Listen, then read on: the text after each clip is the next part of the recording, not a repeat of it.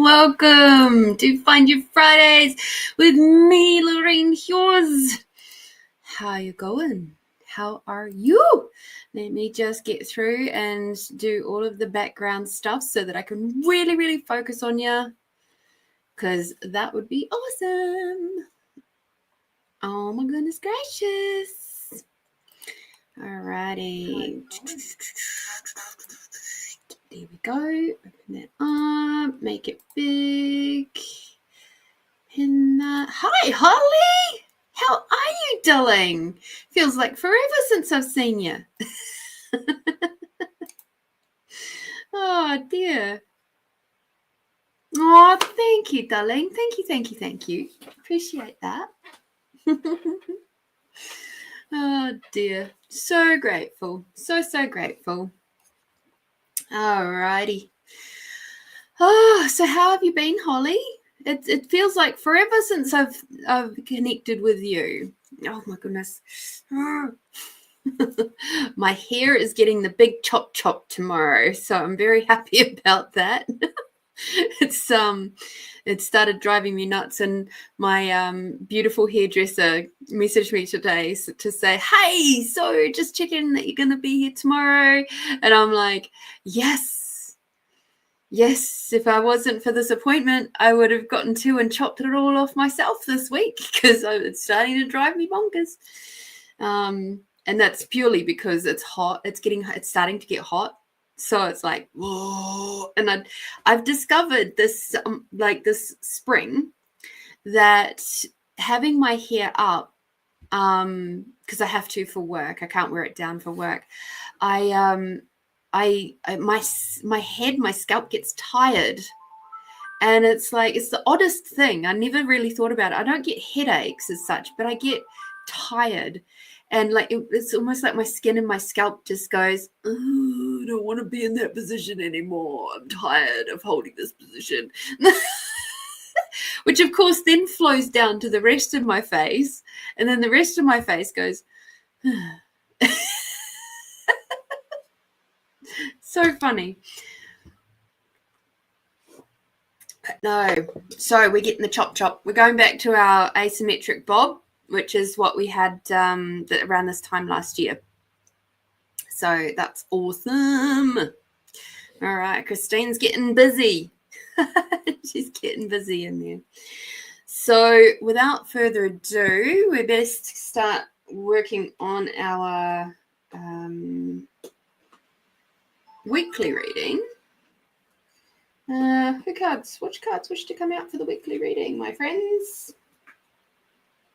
That one. Okay.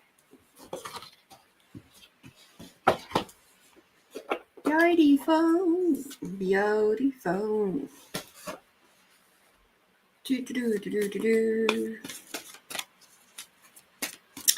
So guess what?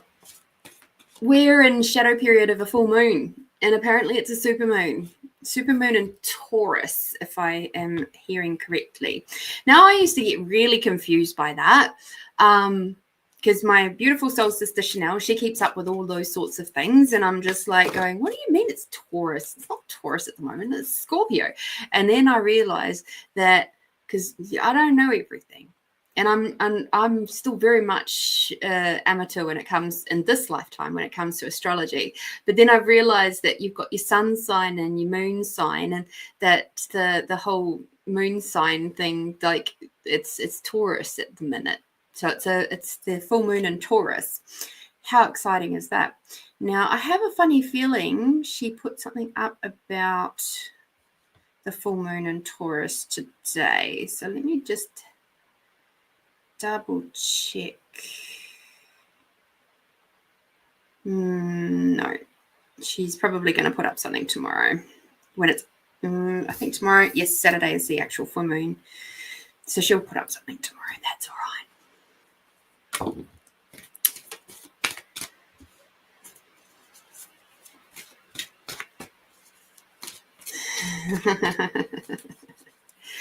Oh, Christine.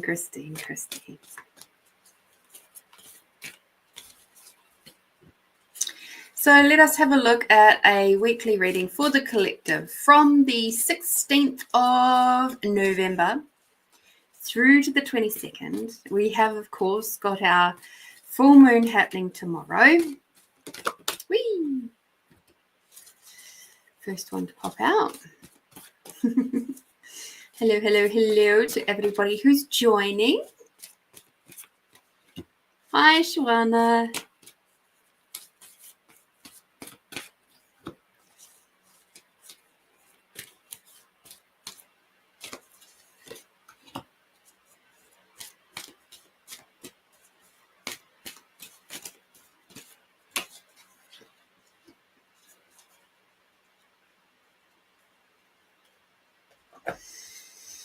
All right, let's see how we're placed for this week to come.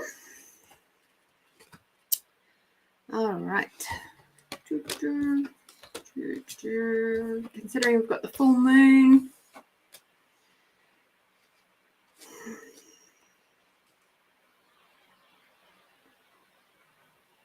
All right.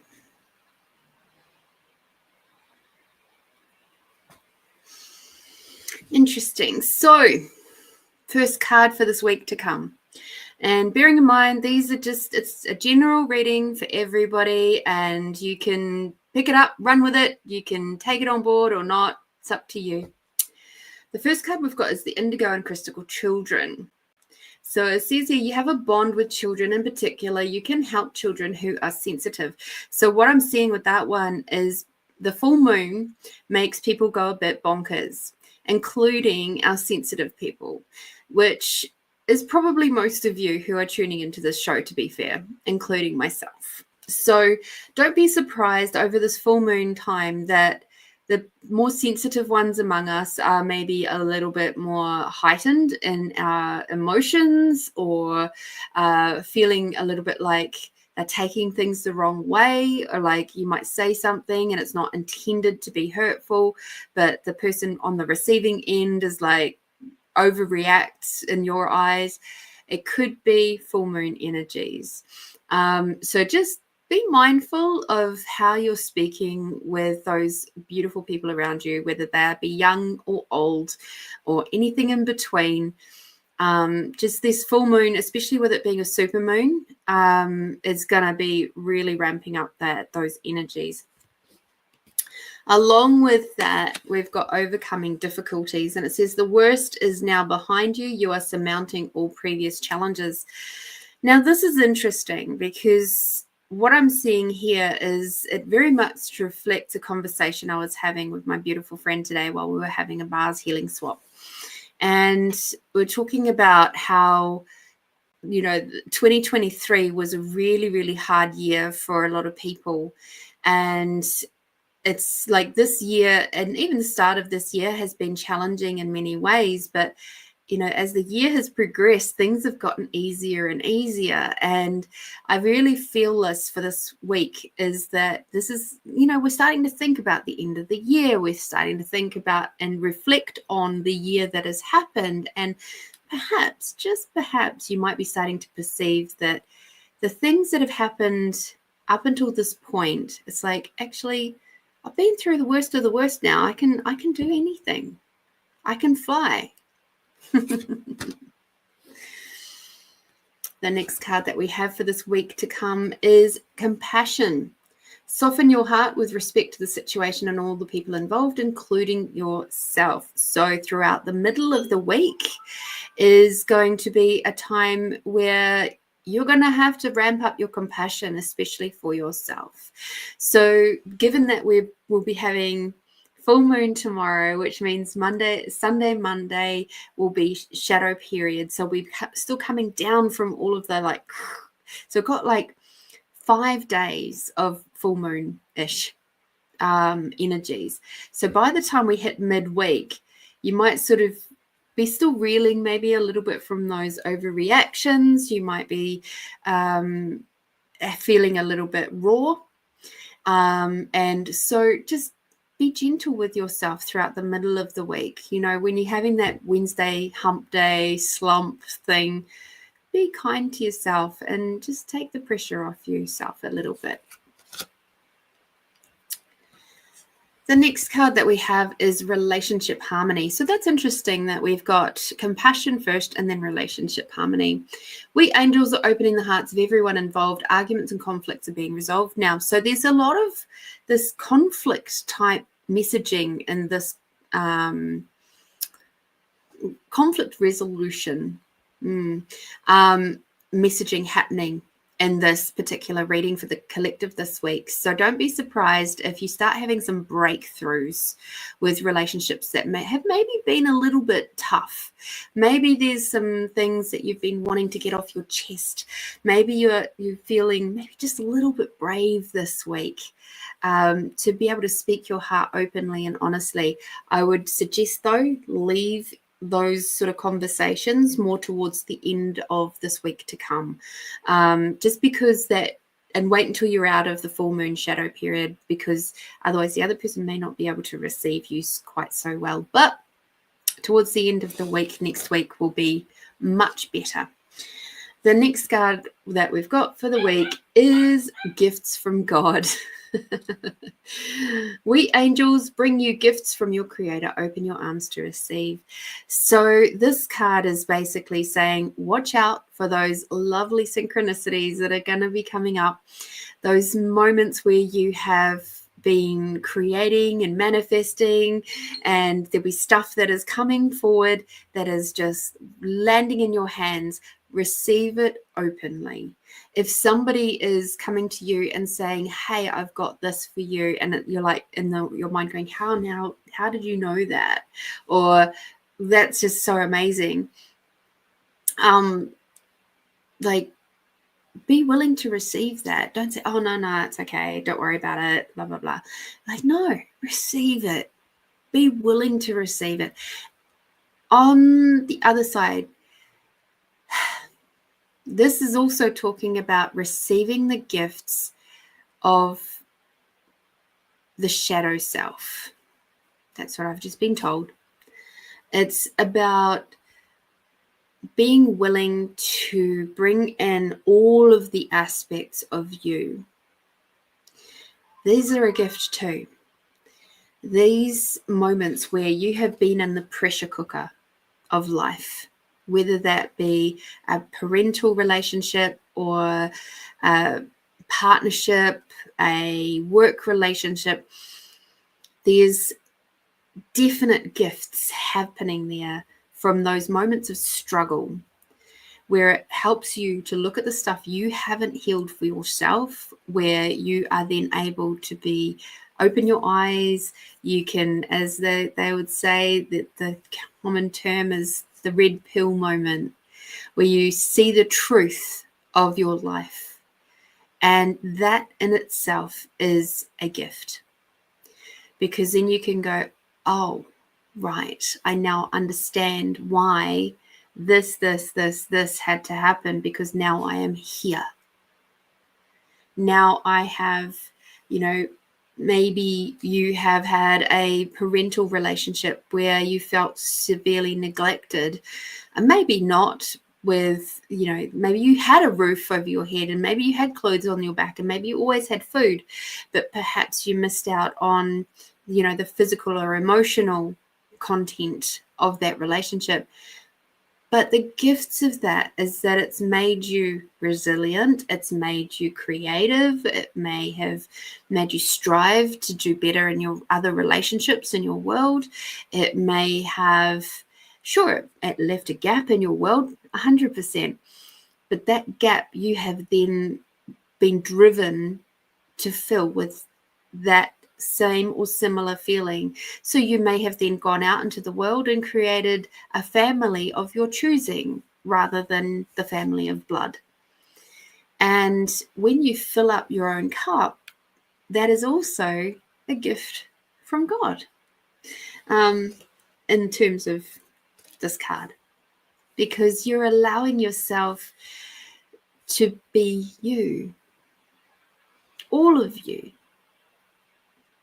Now, I don't know about you, but if I was sitting up there, if I was the creator and I was sitting up there and I was looking down at all these beautiful people that I had a hand in creating, if you believe in that, and you saw how much they mistreated themselves, I think that would be really sad. I think I'd feel quite sad about that. And then I would be looking for those moments where I could help encourage them to see the gift that they truly are. And what things, what moments can I put in their world? What little things can we, like experiences, can we co-create together so that we can encourage you to see the beauty and the gift and the amazingness that you are? How fascinating.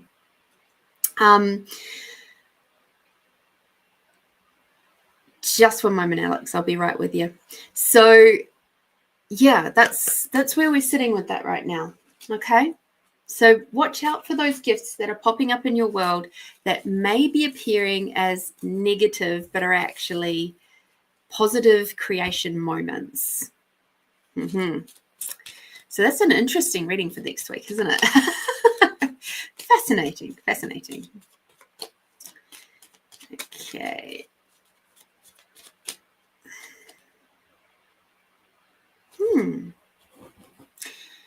So we have for our yummy card for this next week is generosity. And what I'm seeing with the generosity is it's the generosity of compassion. It's the generosity of love. So get your little ho'oponoponos out there. Do your forgiveness processes. Allow yourself that huge amounts of love and compassion. Somebody cuts you off in traffic, you just go, whatever it is in me that has activated that in you, I'm sorry. Please forgive me. Thank you. I love you. And you'll be surprised at how quickly those energies change. All right, Tess. So hello, Melinda. And hello, Alex. And hello, Tony. Hi, Catherine. Oh, so lovely to have you joining me. Okay. Alex, you read similar energies this morning too, huh? Yeah, I know. There's a lot of interesting stuff up in the collective right now. A lot of really interesting stuff. So that's cool. Now, Christine has gotten in really quickly this evening. So let me just cool. So Christine's already jumped her questions. So yes, let's do those first. So the Elevate supplement, will that help me with my menopause? Funny thing, we're talking about menopause today in my swap. And one of the things that I have found most interesting is, and it was really highlighted to me yesterday while I was doing a shift, like I was actually helping one of the job I had yesterday was to help someone pack. I was working with one of my co-workers and it was great. But the lady that we were packing up for, she is experiencing a lot of the rough side of menopause or perimenopause. And so perimenopause, of course, is the pre-menopause. So it's when you're still perioding, you got your periods and all that sort of stuff. Now, but you're also getting vast hormonal changes. Now, for me, I have been very lucky. I've been in perimenopause for at least 4 years now. And I am very grateful that I was so excited. I have been asking for it. I have been like, come on, body, let's do this thing. Let's do it with ease and let's do it with so much fun. And let's do it with like the most easiest, smoothest way that we can. And as a result, my body has responded to that. And she's giving me these different signs. You know, my cycle's a bit up the shit sometimes. Sometimes it goes long, sometimes it goes short. Sometimes it's light, sometimes it's really super heavy. And The only other real symptom that I've had, there's two other changes that have happened. One of them is that my eyesight has changed a little bit in the last 12 months or so. And so now I have to drive with glasses again at nighttime, and particularly at nighttime. During the day I can get away with it, but I prefer just to drive with glasses anyway. And the other thing was night sweats from my waist down. Those are my only two symptoms. And so for the night sweats, I use my She Bangs, which is a perimenopause supplement. It's a drink, and I drink that at nighttime before I go to bed. So my question to you, Christine, is are you looking for the answers outside of yourself when truth, could they actually be inside yourself? What if you actually increased your relationship with your body, and in doing so allowed yourself a lot more ease with your perimenopause? Just a thought. So,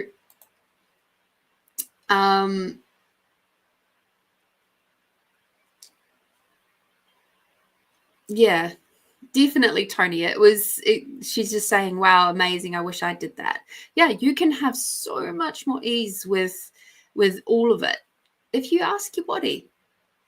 You know, when you're healing or anything like that, you can ask your body for more ease.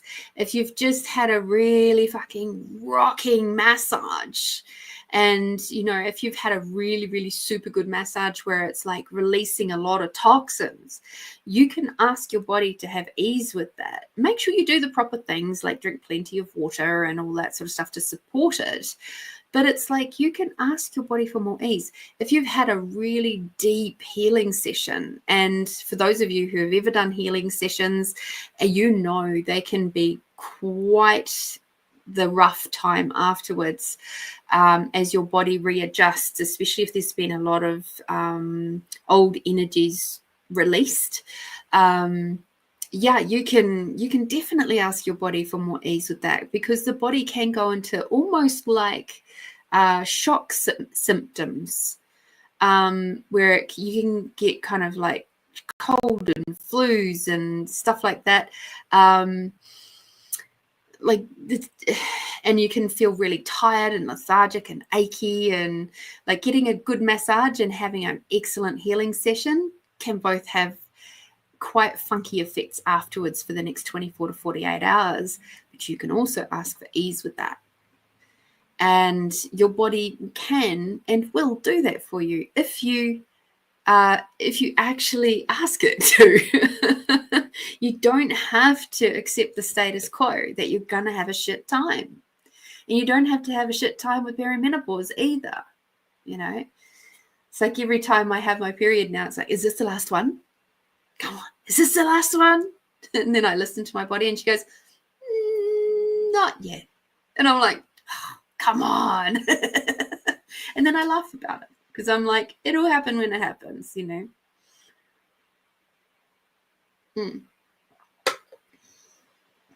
So,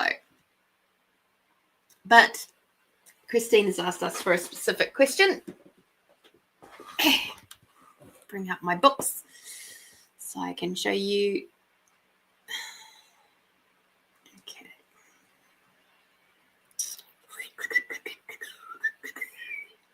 Okie dokie.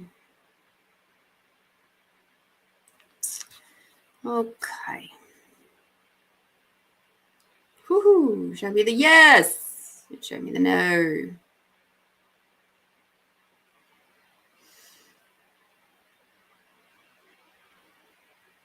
Thank you. Okay, back to neutral now. I think the rose quartz is very excited to tell you. So, truth. Will the Elevate supplement help stabilize Christine's menopause with stabilized motion?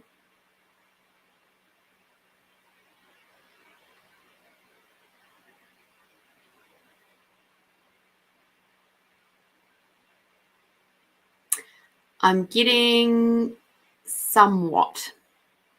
It's not a yes, it's not a no. It's kind of like, meh. It's kind of. Let me just ask one of my other crystals. This one. Let us ask. Okay, show me the yes.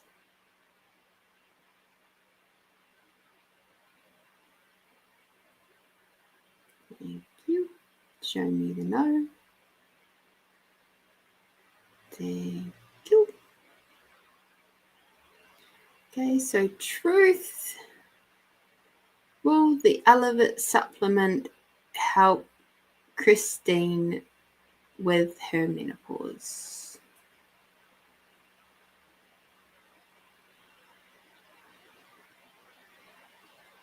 It goes round and round and round in circles. It's not a yes, it's not a no.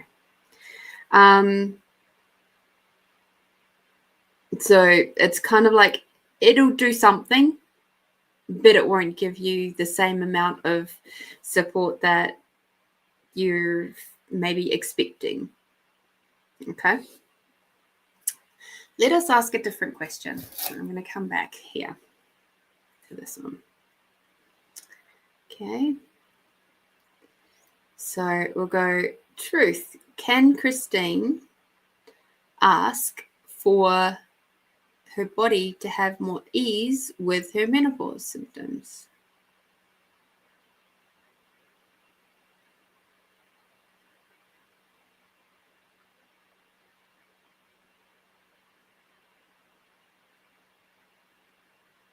Yep.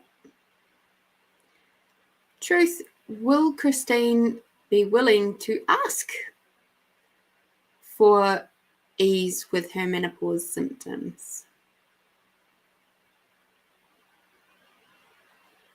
Yes. So yes, you can ask, and yes, you'll be willing to receive it. So that's good.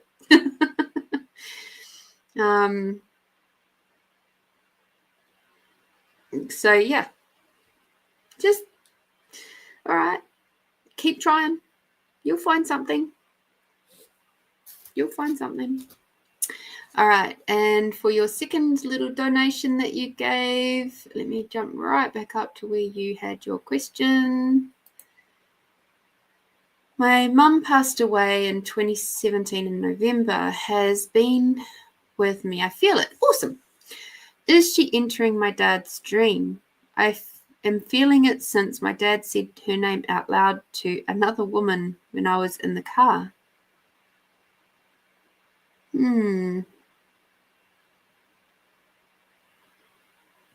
Okay.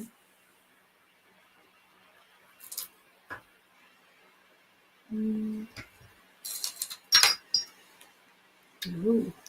Apparently we want to be tangled. So I'm just going to have to hold them all. Okay. Show me your yes. Ooh. Show me your no. Thank you.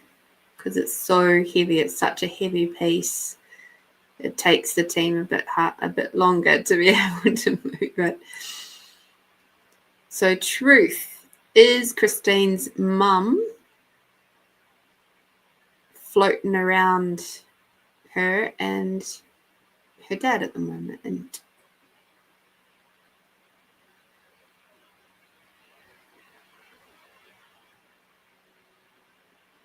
that's a yes. So truth. Is Christine's mum very close to dad at the minute?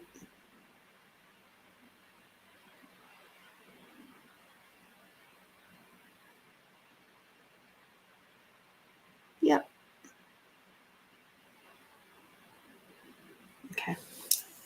Okay, before I go too much further. Okay.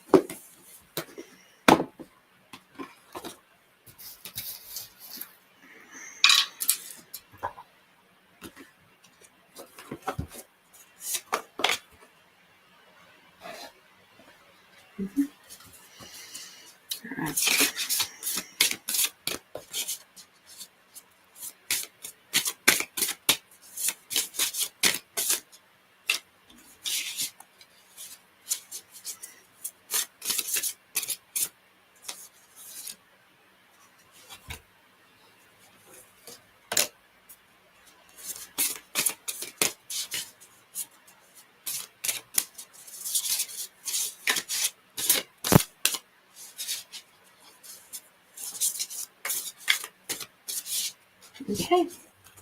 So I've just asked your mum, Christine, if there's anything specific, because we're already tuning in with your mum. Okay. And I asked her, you know, for one of the cards to come out to see if there was anything specific she wishes for you to take note of. I wish it was I'm just here to love you. No, she's being a bit more brutal than that.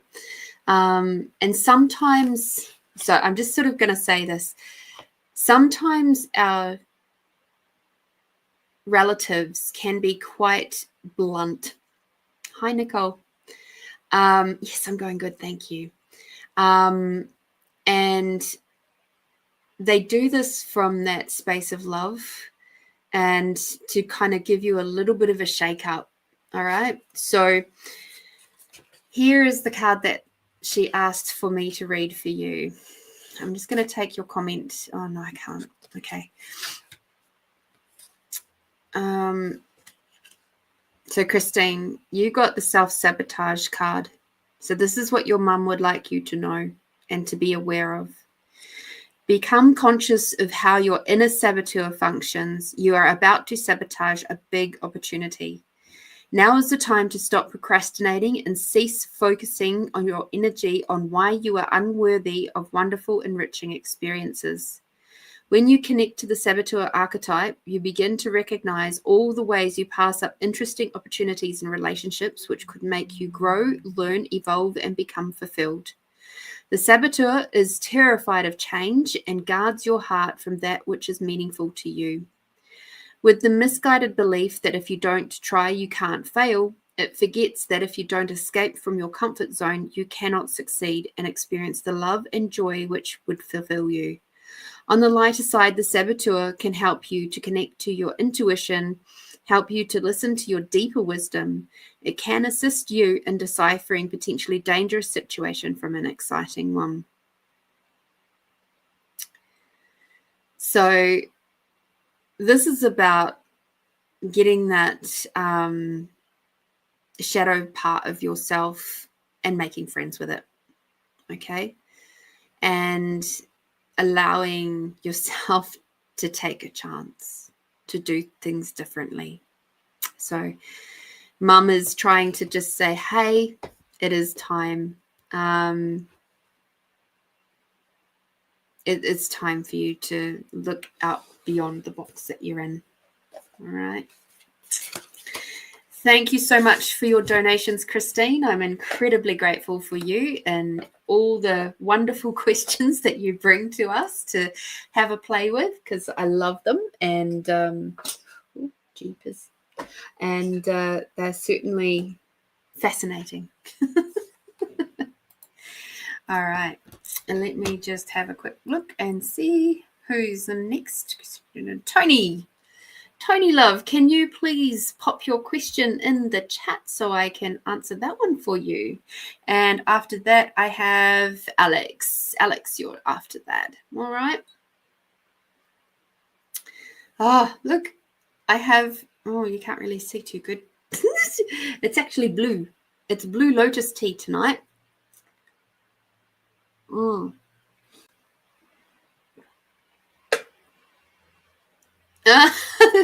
Nicole looked at the video I put up that when I went camping last weekend, and so I took there's been some tugging at me to start doing more sort of I have another YouTube channel and I haven't played with it for a long time, and it's called Lorene's Bits and Pieces. So if you go and have a look, at some other time if you're really loving being here. But there is another YouTube channel called Lorene's Bits and Pieces. And and there's some funny little videos over there. My most favorite and the one that got a lot of views was actually the one about the bubble bath. And that required some interest. It's very cheesy. It's so cheesy, but I had a lot of fun with it.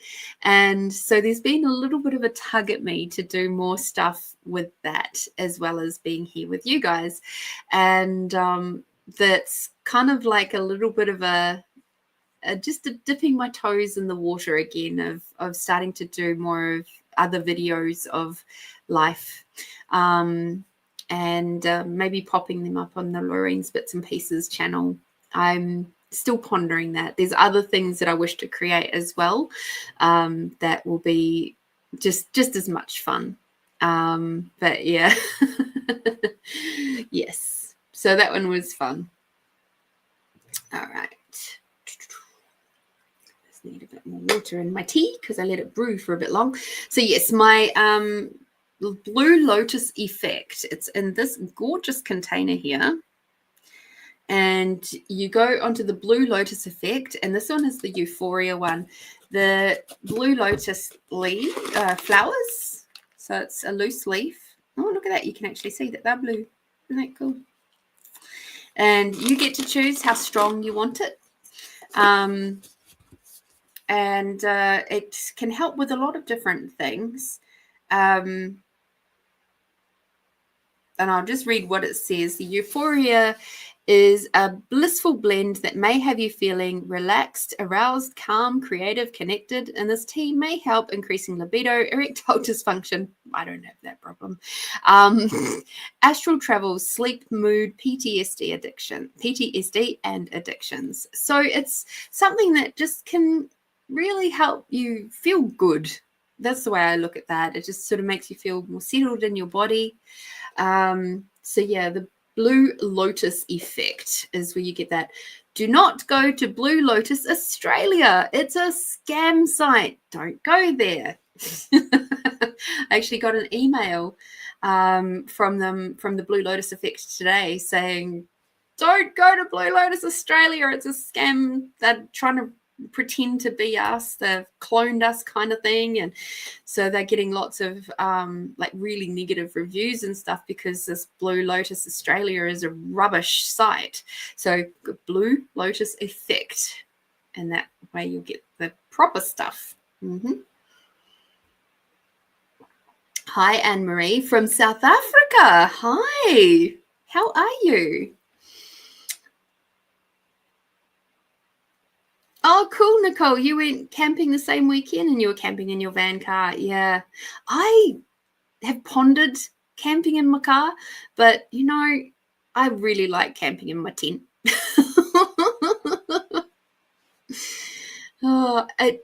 I tell you what, Amanda, it was so good. So good. Just being able to sit and just chill. And I was by myself for the evening. It was the first time I've been camping by myself. Like my friend, you would have seen in the video, she rocked up for a little bit. And she was just hung out with me for the afternoon. And we just caught up because she's an ex-work mate.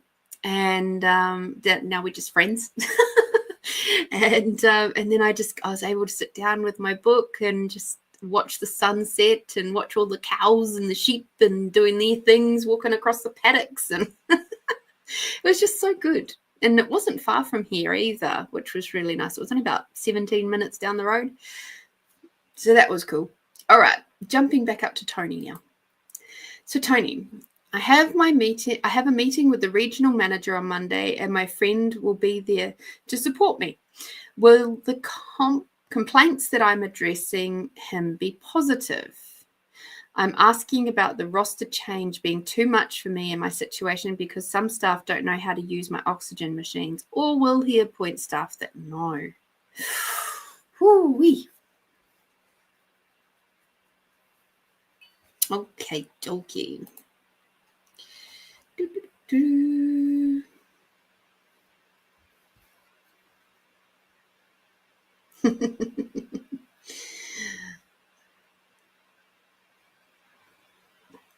Yeah, it's funny because people go, oh my God, aren't you afraid of the snakes? And I'm like, no, I'm not.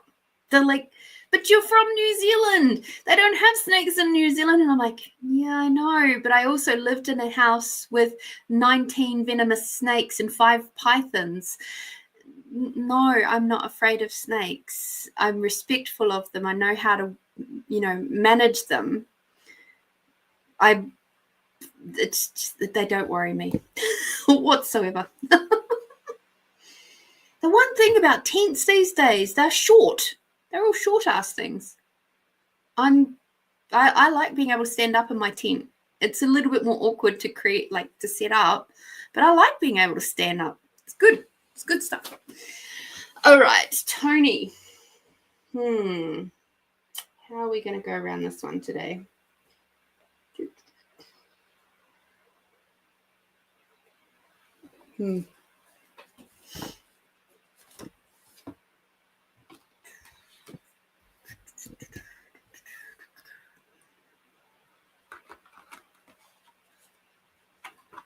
Let me see what this one brings up.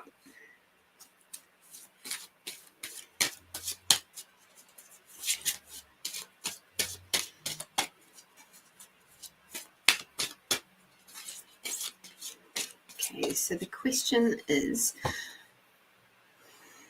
will the outcome of the meeting be positive? Nicole, if you get a brown snake and it is at your feet, stop. Let it move on its way. Don't jump. Don't try to get away from it. Don't try to stomp on it, obviously. But you just stop and let it go its way. It's very, very, very unlikely that it is going to bite you. Now, I'm going to tell you guys a story about that, so I'll come back to that. But I'm just going to work with Tony's question for the moment. But there's a really cool story that I will tell you guys. So can you please tell me what do we require to know about the meeting with the regional manager on Monday for Tony? What does Tony require to know?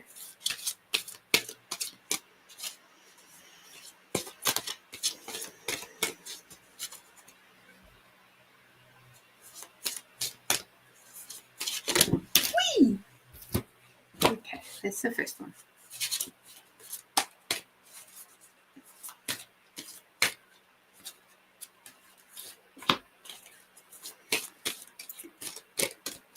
And I'm also getting that I'll do a little bit of pendulum work for you too. Okay.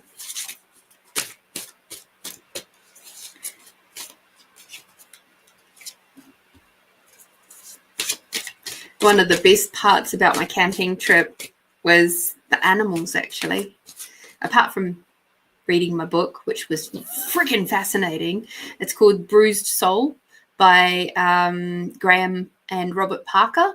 So Graham Parker is the main person, and he's actually the Hoof GP. He's a YouTuber. He's now an internationally renowned cow hoof trimmer. And I absolutely freaking love his channel. I often use it to go to sleep too.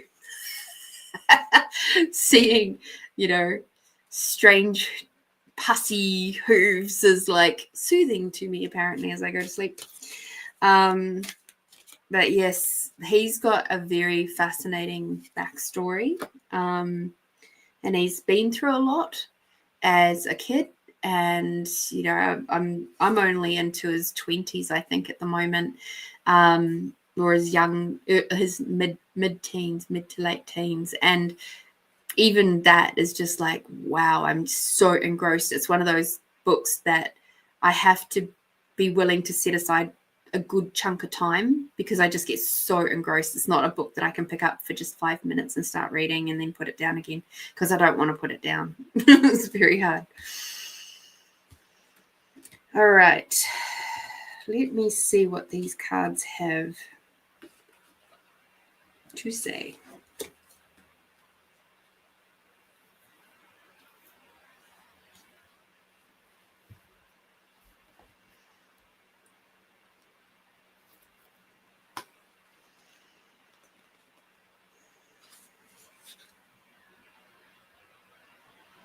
Okay.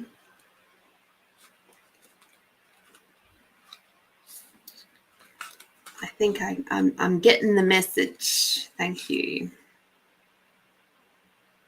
Cool.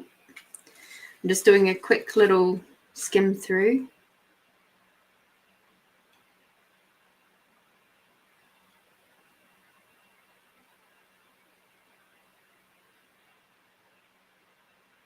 All right, that one I'll have to actually read out.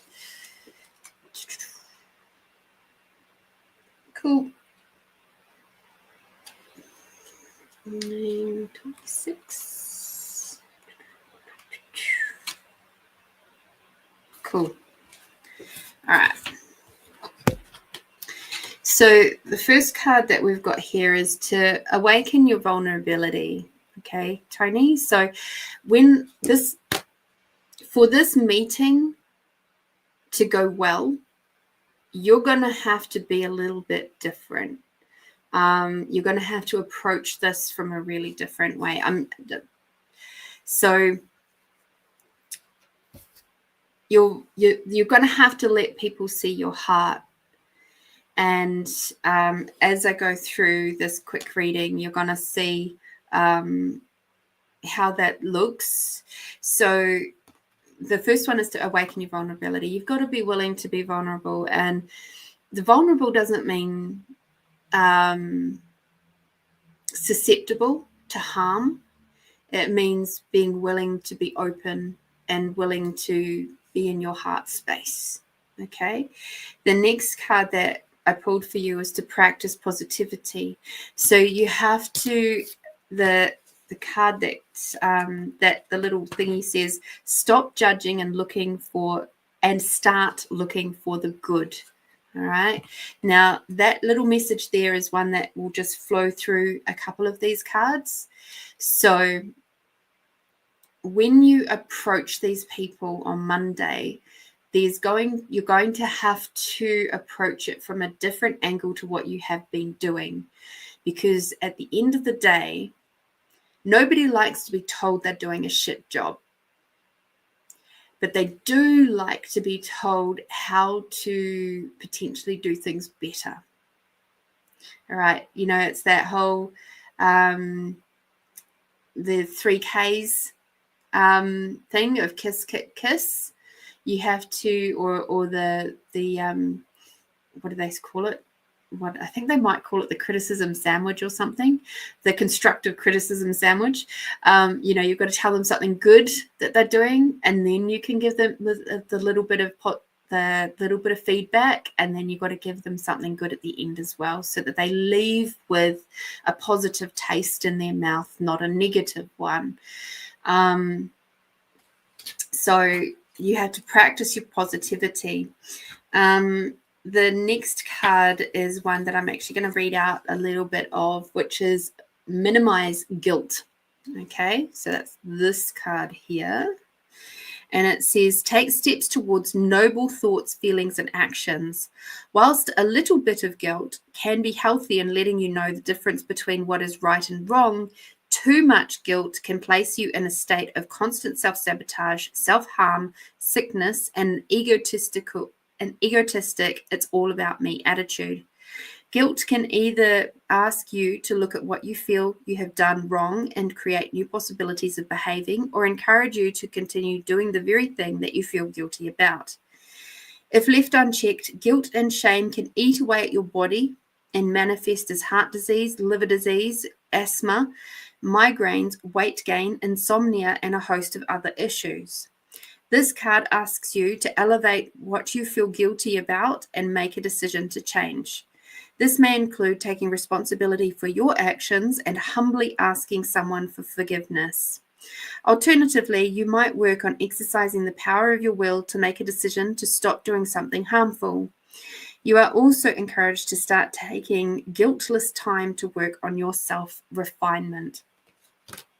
Okay, so that's that one.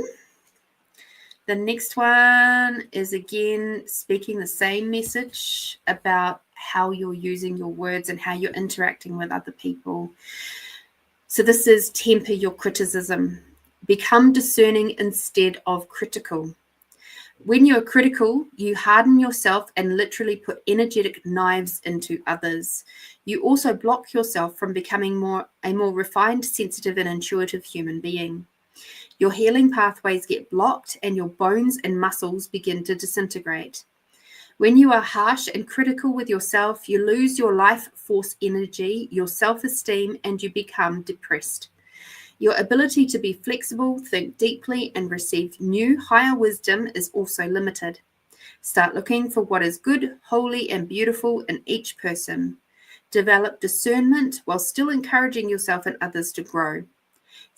Try to see things from several angles in order to create more objectivity, gentleness in your counsel. Practice self-kindness. This card asks that you start to experience yourself, others, and the world from a more compassionate point of view. Look at every challenge as a possibility for growth.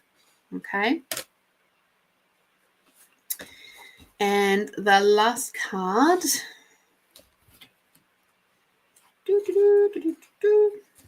is, it's a nice quick one. It is relieve anxiety, slow down, and connect to your inner self. All right. So before you go to your meeting, and even maybe over the weekend, take some time to meditate. Take some time to connect in with your higher self and ask your higher self what will be the best way to move forward. How can we create more? Okay. So your body is showing you that something is out of alignment. You have been pushed down numerous traumatic experiences, and your inner being is overwhelmed by too many charged and conflicting energies. If you continue pushing, forcing, and ignoring all the signs, you will be heading for an internal breakdown. Your inner wisdom is eager to come out and show you a different way of living your life. Your inner wisdom. Okay. You must find a way to slow down, go into nature, and truly listen to your body. Ask questions such as, what feelings am I suppressing? What aspects of my life is this anxiety trying to illuminate? What inner and outer changes do I require to make? This can include food, alcohol, lifestyle, work, relationships, as well as going within and becoming aware of how you actually process life. Okay, so every time, in the action here says, every time you find yourself contracting, okay, becoming critical or judging others or whatever, try to drop into your heart. Ask yourself, where am I holding the tension? Explore it with a gentle curiosity instead of judgment. Take some deep breaths and focus on softening any tension in your body, in particular around your shoulders, chest, and solar plexus. Rub your hands together for 30 seconds and then place them about 10 centimeters apart in front of your body and imagine holding a light blue ball of energy.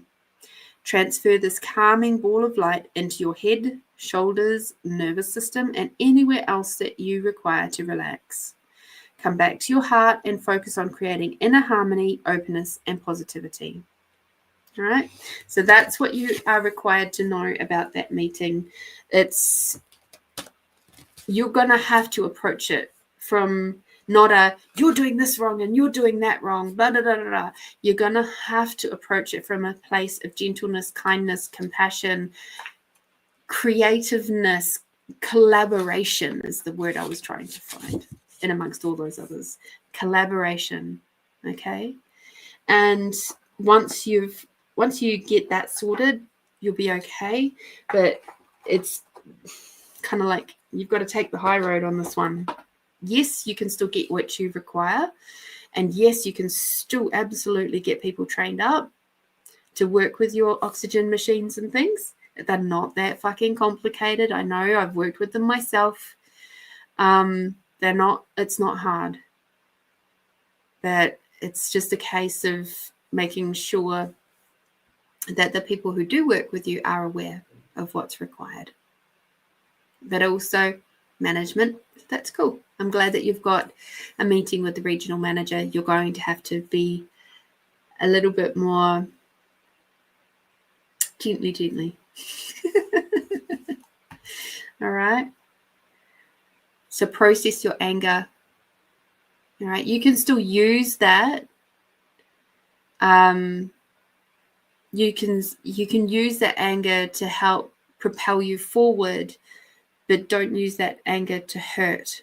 Don't use that anger to destroy, because you're not going to receive the care that you require. Okay? You're going to have to find a different way to process your anger. Movement is really good for that, but I know that's tricky for you. But if I don't know how much you can stand. I don't think you can stand for very long. But you know what?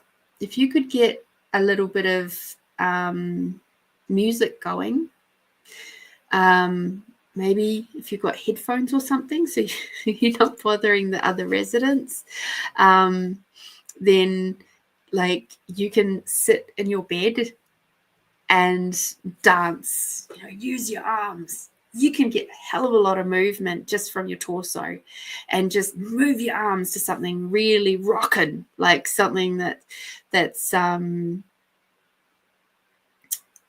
really good song for anger is like Killing in the Name Of. I've got a few other sort of heavy metal type songs, and I know it's probably not your jam, but you know what? When you're processing energy, it's fucking good. Yeah. So just have your door shut and rock out to a really heavy type song that's just like, and then you can drop down into a soft song after that. Okay. And just make sure you round it out with a gentle, soft song, and that will help you to come through. You can even, I actually prefer the trifecta of songs when I'm processing anger, because quite often anger and sadness are like little bosom buddies. So I'll quite often do a song that helps bring me through the sadness as well. And then I'll actually bring through like a really sort of romantic type, gentle, sexy type song afterwards, just to bring me back to center. So it's kind of like you go, and then it's like, and you can just sort of sit with your hands on your heart and just, you can just sort of sway with that last one. And you don't even have to listen to the whole song if you don't want to. That's the cool thing about it. Yeah. Fantastic. See, another suggestion there from Alex. Try Pearl Jam, WMA. Don't listen much to the lyrics. Focus on the music. Absolutely. Sometimes that's all that's required. And I'm sure, one of the other things that's just popped into my mind is Vivaldi's Four Seasons is actually a beautiful example of processing emotion. Because, the winter is like roar, and it's like all this energy, like big booming drums, and it's like, because it's supposed to represent the thunder and the lightning and the storms of the winter.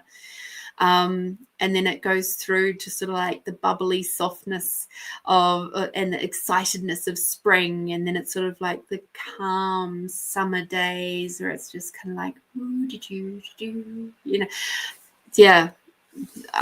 That's another thing that you could try if you're not into that other kind of sort of the more mainstream music. You could try classical, and but it's the movement of the body that will really also help with all of that.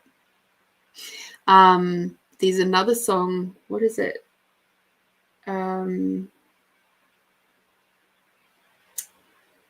I can't think of what it is right now. There's another song where it's like, it's quite rough lyrics, but it's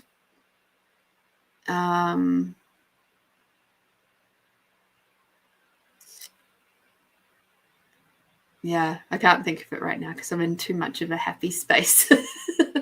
But yeah, it's a good one.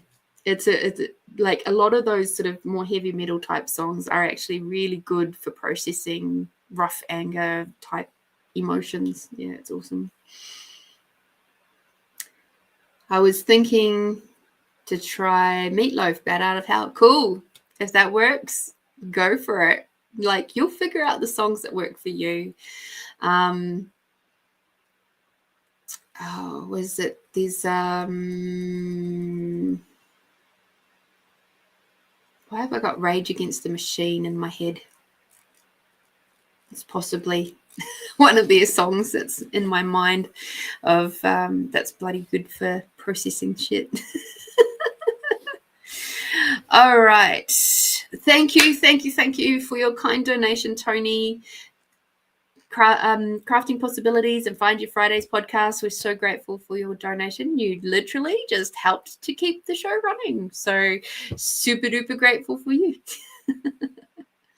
All right. Now let me just jump up to find the question from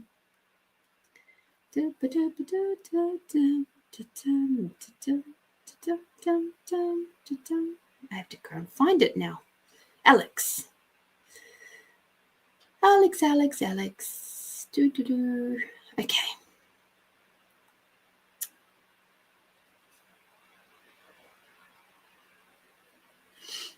Oh, we gotta love reading.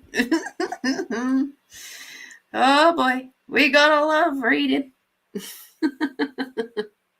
These are always dangerous because the thing is, you can't mess with free will. And also, when stuff comes up that Led Zeppelin, yes, Nicole, true. Led Zeppelin's another good one.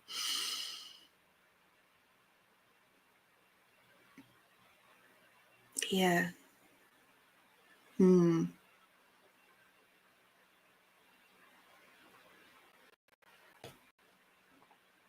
Let us see. Who wishes to come and play with Alex, please?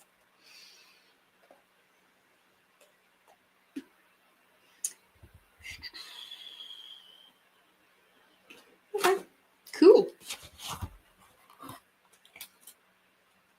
Oh, the snakes. Let me just jump back to my snake story.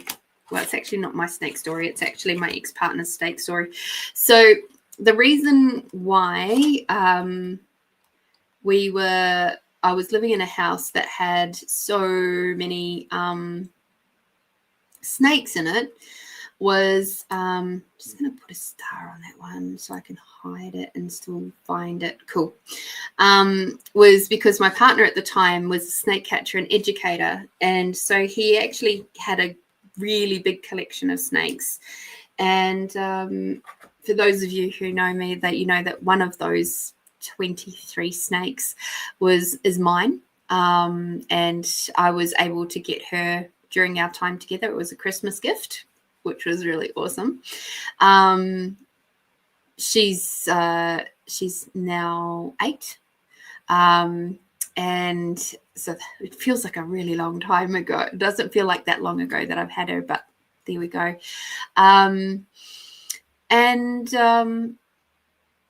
He was doing an education thing, and so he would take, so out of, in the house we had, or in their enclosures, we had brown snakes, several brown snakes. We had mulgars, which are also called king browns, but they prefer to just be called mulgars these days to save them being confused.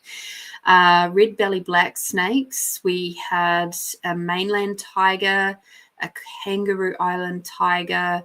We had a inland taipan. We had death adders. And then we had several different pythons. And this one day he was out doing a demonstration, and he had the brown snake out, and he also I think he ended up with 2 of them out at the same time for some reason. I don't know why, or he maybe just had the brown snake out. I wasn't at the event, so I don't know specifically, but he said to me that at one point he was just talking about the snake and just showing them, you don't have to be afraid of them. They are like, he would actually almost have to rack them up quite a lot to make them react, because they would just kind of want to go and hide. He would have a crate, like a milk bottle crate, just so that he could step in and out of the pit that he uses, the transportable pit. And this kid goes, "Hey, mister, that snake's crawling up your pants. You might want to look down." And because he was wearing long pants, he wears the steel cap shoes, he wasn't unsafe, but he looks down to see this brown snake has literally managed to crawl up his foot and in between his pants and his leg. So it's on the inside of his pant leg. And he's like, "Oh, wow, this is an interesting situation." He just stayed calm. He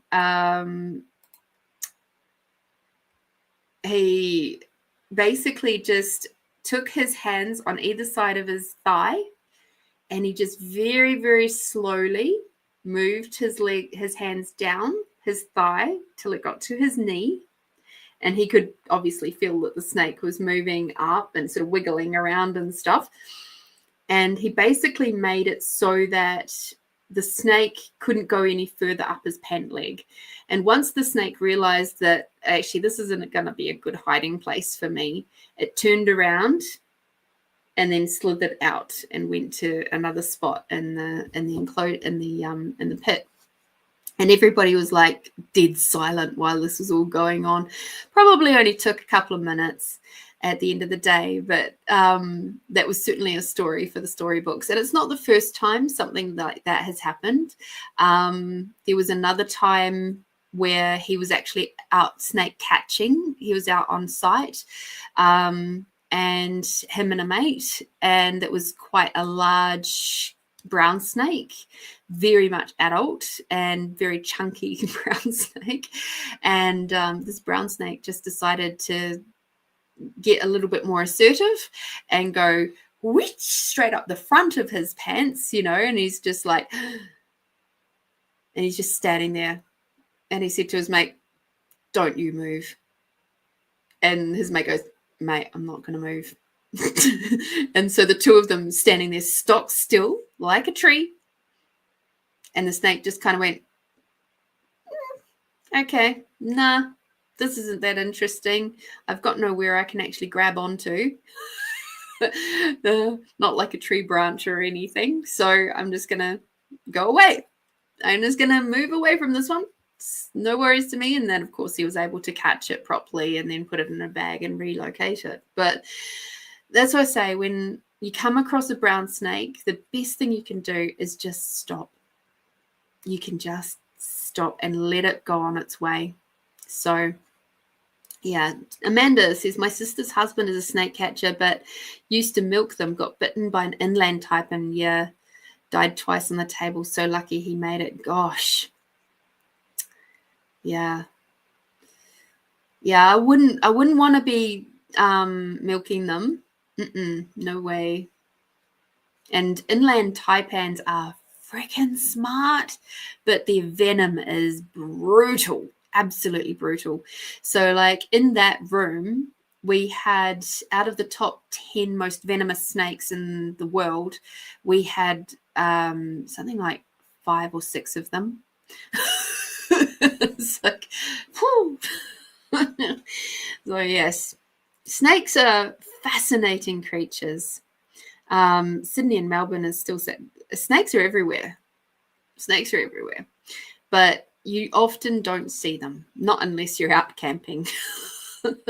Very unusual to see them. You'll see lizards, way heaps more than you'll see snakes.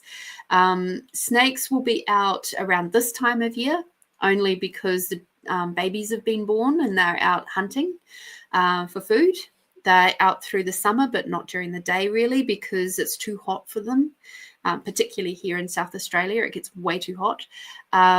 So they'll sort of come out in the early morning, and then they'll come out in the evening time.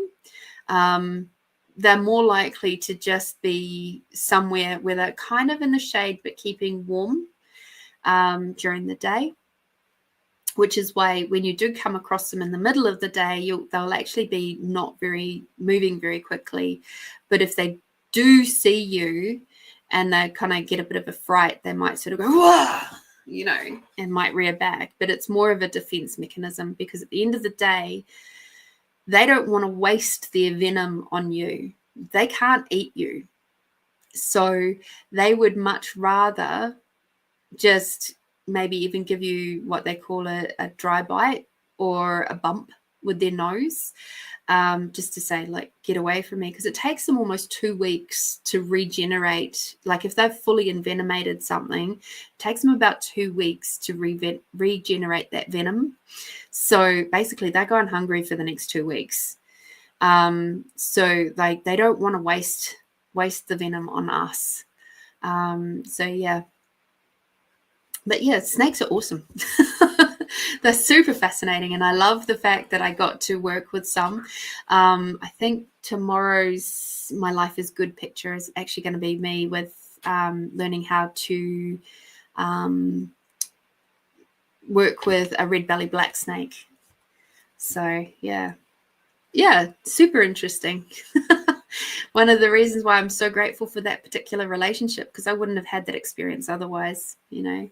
And that's the funny thing about relationships. You can have all of these really incredible experiences, but they can also be outweighed by a negative moment or a misunderstanding, or it's like it's just the end of your time together, and you know, it can outweigh all the good stuff.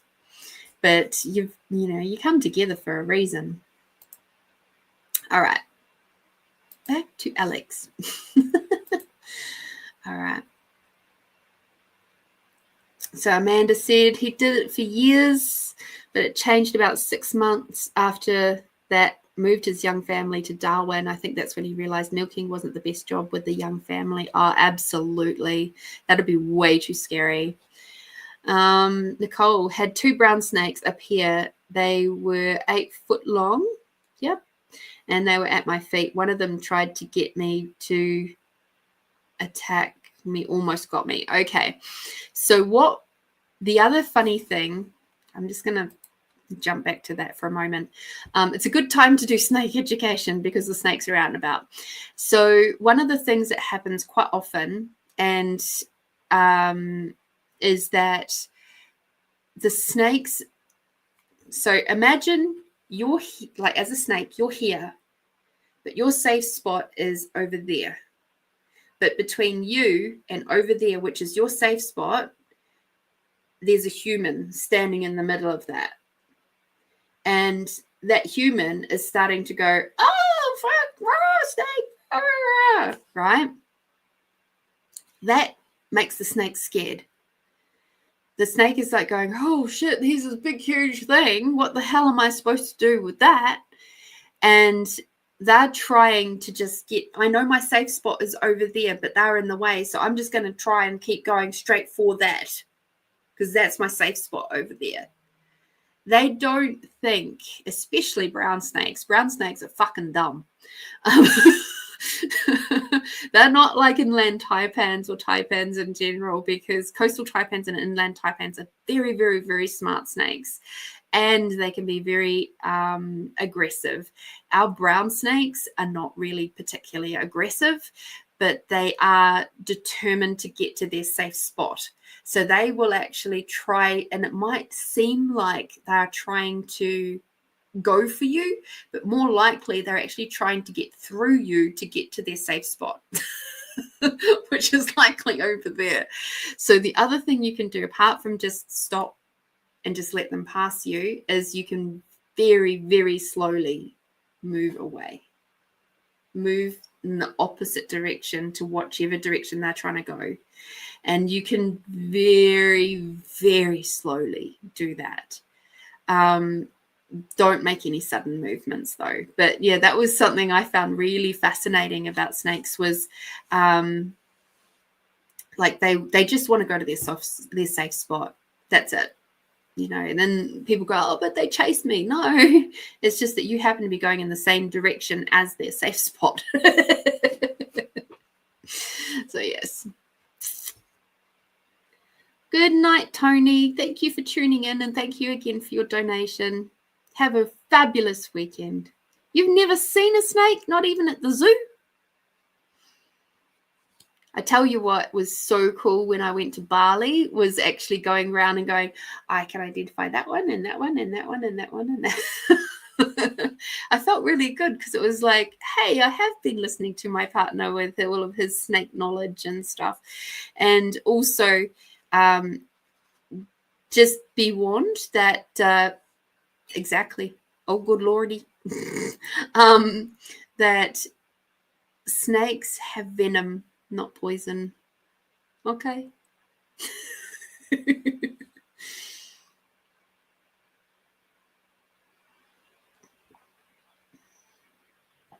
That's a very good point. So snakes don't hear you. They don't have very good hearing at all. So screaming and yelling at a snake's not going to help you. But they do feel the vibration. So the funny thing is like in our house we have wooden floors. So the floors move a little bit, but the snake, she always comes out when I'm vacuuming the floor because I've got like a vibrating part of my vacuum cleaner which vibrates up the dust, which is great. But yeah, she's always sort of like, huh? What are you doing out there? You woke me up from my sleep. She pops her little head out the door. Oh, it's funny. So yes, Amanda saw a brown snake when she used to fish along the Onkaparinga River. After that sighting, I would stomp loudly with my gumboots as I walked. I looked like a dick, but never saw another while fishing there.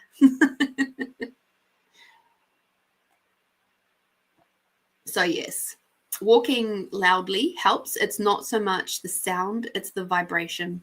And because they don't, like I said, they don't want to waste their venom on you. They do not. All right. Okay, Alex. Thank you so much for waiting. I appreciate it. Who knew today was going to be a snake education day? I didn't. Okay.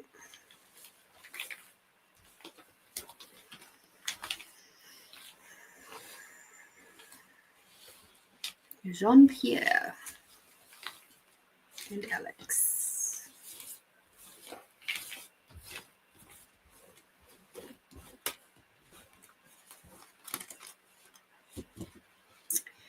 So Alex, one of the things that is coming up immediately is there is an absolutely fabulous book called Pussy a Reclamation. It's by Regina, I can never say her last name right, Thomas Hauscher. I have just been nudged for you to please get that book for you. Regardless of whatever else comes out in this reading, there's some stuff around connection to you and your femininity and your divine goddess that is asking to come forward. And to do that, that's a really great place to start. Mama Gina, who's Regina, has a bunch of books, and I've read most of them. They're all very valuable, but that's the best place to start.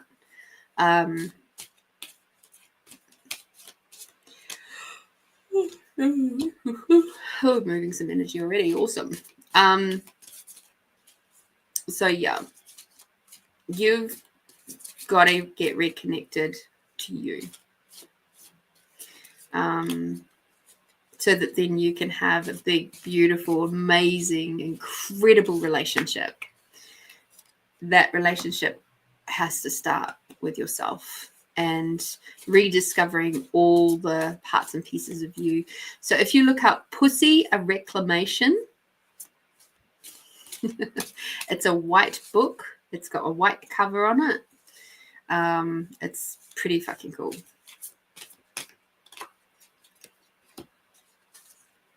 I've read/listened to the book about 6 times. I'm on my 6th time at the moment. Okay. So it comes from a place of deep knowing on that one. Thank you, Melinda.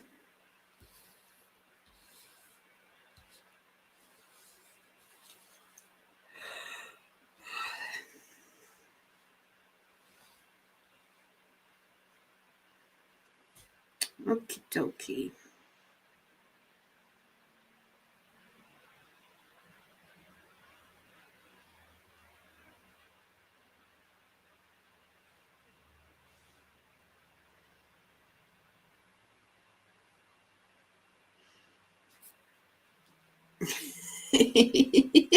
Thank you. All right. So we got the tarot out for you, my dear. And what I'm seeing with the tarot is this is a sign, because when we have cups cards, and there's a few in here of your reading, it's to do with emotions. So there's a lot of emotional stuff going on with you and Jean-Pierre at the moment. And this card is coming out to say, hey, look, there's going to be some really cool emotional development for you. There's some really interesting possibilities coming up. And we're trying to gift this to you. And you're sitting there going, no, I'm right. I'm right with how I think this is going to be. There's a real stubbornness sitting there. And so you're going to have to soften, and you're going to have to do some really interesting, deep work on your own trauma and your own generational trauma. There's some interesting stuff sitting in there that this is part of what this relationship is bringing up for you and for him as well. He's got to do some work on himself, but you also have to do work for you. And whether that includes something like a counselor, or whether it's just a willingness to look and converse with each other openly and honestly. If you're willing to be open and honest with each other, the good, the bad, the ugly, and the awesome, and do it from a place of heartfelt openness and compassion, if you guys can connect on that level, things will just start working themselves out. But you both have to be committed to actually doing what is going to work for you both. Okay, so there's spiritual development, basically. And by spiritual, I don't mean going off to God and saying Hail Marys and all that sort of shit. No, I mean as in your guys' consciousness is asking to grow. And as a result of your guys' relationship together, you're going to keep seeing these parts of each other, and you're going to keep highlighting the parts that you don't want to see in yourself is what you'll be seeing in your partner, and that's why it's pissing you off, and that's why it's irritating, and that's why it's activating you both. Okay, so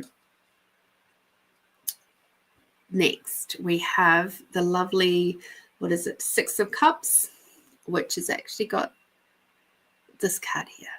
All right, so there's a moment there of gifting to the other person. There's a moment there of seeing the other person just as they are, seeing their inner child, seeing who they be, and loving them regardless.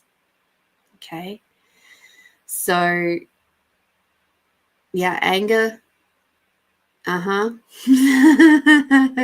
Maybe that previous card and that whole thing for Tony was also for you too. Quite often that happens in readings on this show. Like there'll be something in other people's readings, you go, oh, I resonate with that so much. So that's why you're here, because you're here for not only your reading, you're here to hear the messages of that one too. Okay. The other thing is with the twin flame stuff, depending on your point of view with twin flames, sometimes a point of view around twin flames is they are really hot and heavy, they sizzle and they putter out and die. And other people's points of views are like, oh yeah, no, we just fire each other up and we accentuate each other and blah, blah, blah, blah. Both are totally possible.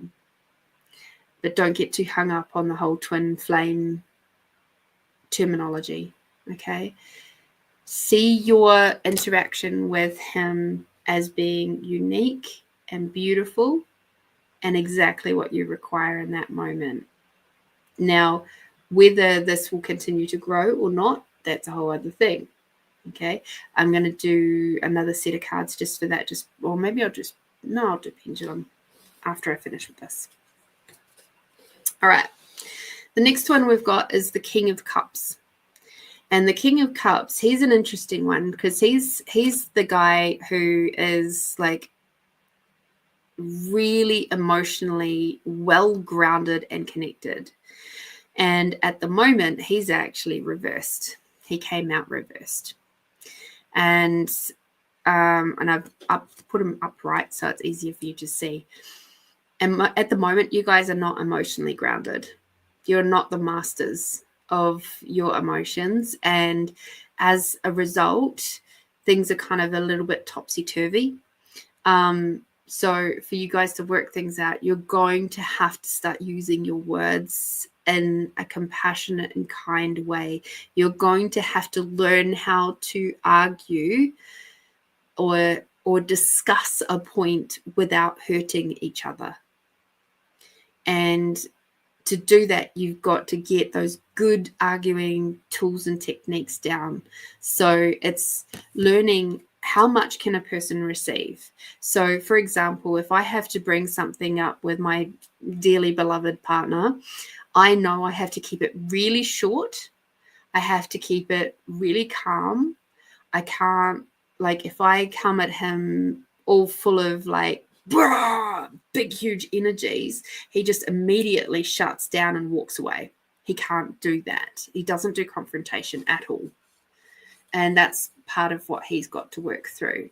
But if I wish to have a conscious conversation with him about something, I have to keep it really short and concise. And that's how I can help to create a good, healthy communication relationship with him. And whereas other people I've been in relationship with, we can have long, lengthy, in-depth conversations. We can disagree, we can agree, we can talk around a thing, we can, it's just, you've got to become very finely attuned to what each other can receive. And sometimes it's just a case of you've got to give yourself a little bit of space, and then you can come back together. Okay.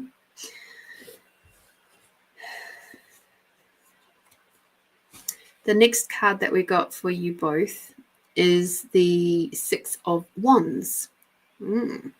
So the Six of Wands is about growth and spiritual growth. And in this case, it's actually quite a beautiful celebration card. So this is starting to show you the possibilities of what is available to you should you actually choose to move forward with each other, or if you really wish to, both of you are committed to doing the relationship your way, whatever way that is. And if it means that you're just lovers for a while, that's cool. Maybe you guys aren't suited to being in a long-term monogamous relationship. That's cool too. Maybe you are, but there's some, old family pathways, belief systems that you guys have got to let go of. Sometimes it's societal shit that you've got to let go of. Just depends on you guys. Sometimes, you know, people might have differences of opinion around how bills are paid, or how like you'd function as a couple. What are your expectations? All those sorts of things. But if you're willing to talk about it, if you're willing to work through it, it makes things so much easier. And yes, it does mean that you have to strap on your big girl boots, and it does mean that you've got to pull up your big girl panties and just be brave and have those conversations. And at the end of the day, the worst outcome is that you move on and find someone else who's even more amazing. So it's up to you. But I'm seeing a lot of positive in this particular card. But you're going to have to do the work, both of you. All right?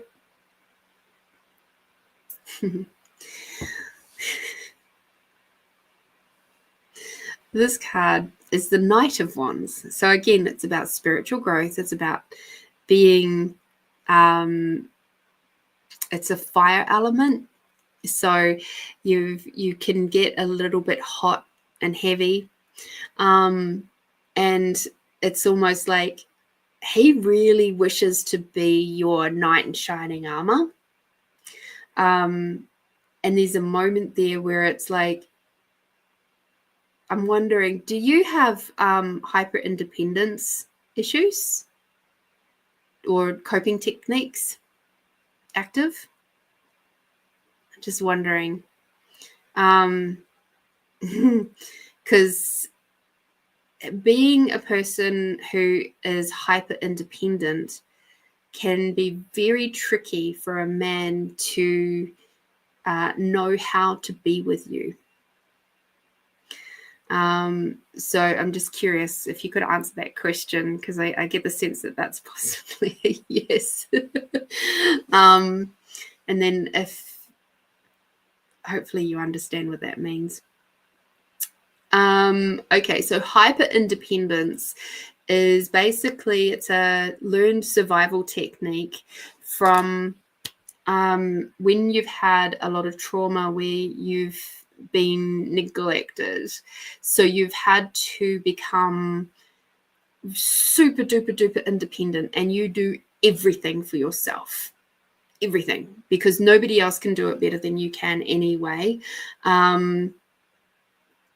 You are like, if somebody comes in to help you with something, you're like, no, it's all right, I'll do it. Or you'll be like, somebody comes in and does do something for you, you'll turn around and redo it because it's not to your standard. You might, your standards will be really super high, and if people don't meet them, you'll sort of quietly judge them, criticize them. And basically it puts people on the back foot all the time, because they might have a really big, beautiful, loving heart, but not know how to be able to contribute to you, because you're not allowing them the space to physically do things for you or to support you or anything like that. And then they're like going, well, how the fuck can I help you? You know, you do everything for yourself.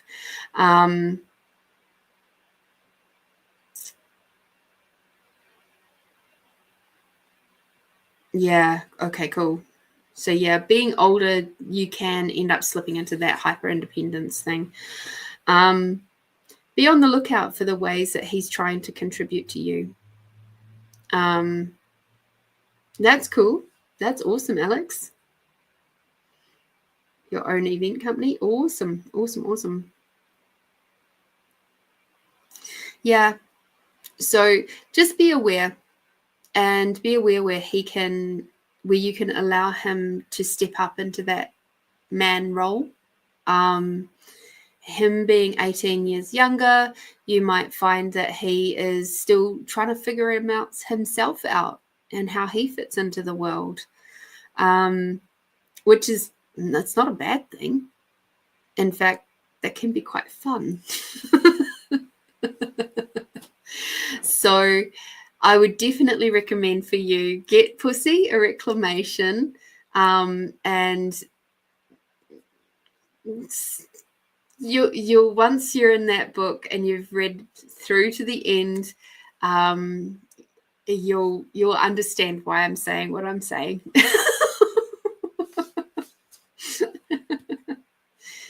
Oh dear.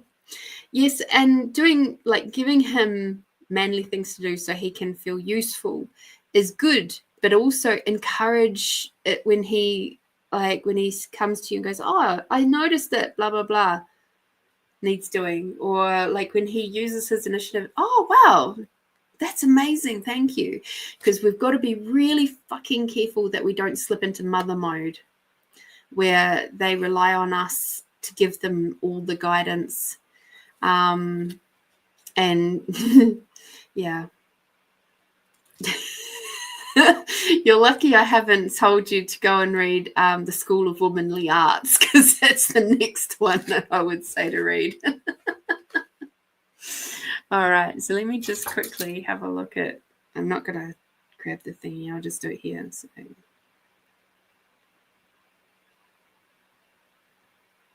Okay, cool. So truth, what will it create for Alex and Jean-Pierre to be together?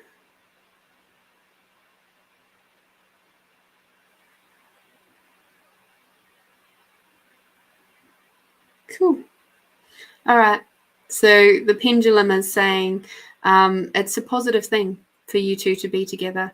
You might, irritate each other. You might bring out the parts of yourselves that you're not willing to see in each other. But it's okay. It's okay. It's necessary for you guys to grow. All right. What I find the most fascinating about that book is that there's a lot of tools and tips in there on how to process different emotions. It's about connecting with other women and how to do that in a way that creates way heaps more in your life. So yeah. Alex, sure, you may donate again. This is what Christine does too. She gives multiple donations so she can't ask multiple questions. All right. Sure.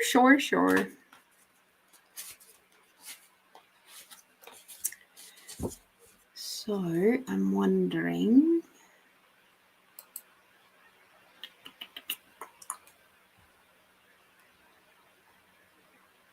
who have we got still floating around?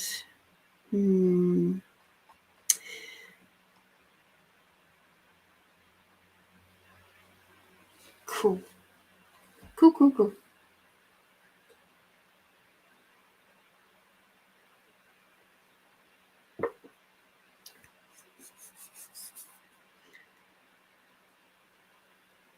Who is floating around right now? Who has, let me see.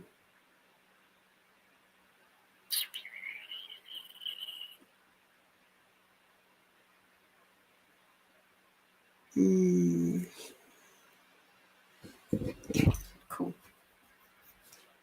All right. So for those of you who are on and watching at the moment, I have just written down a number over here. Now, a few weeks ago, before I went away on holiday to New Zealand, and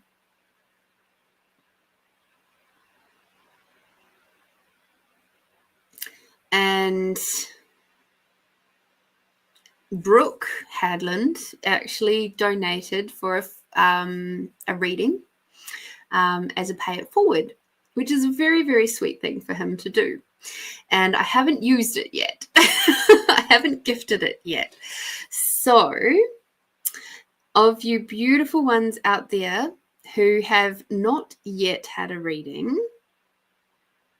I would love for you to put a number between 1 and 10. 1 and 10.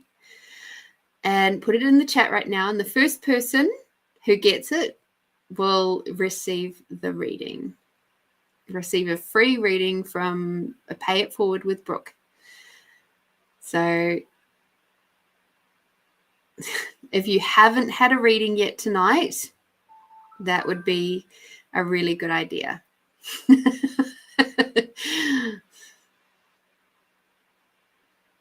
So those of you who have had readings, you can't play just yet.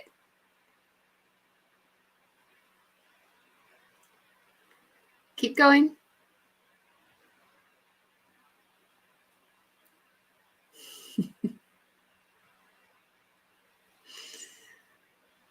There's none of the well.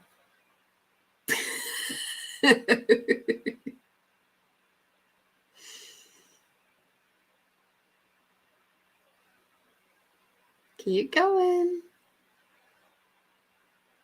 Any of them who've already had readings tonight, who have already put up answers, will not be counted.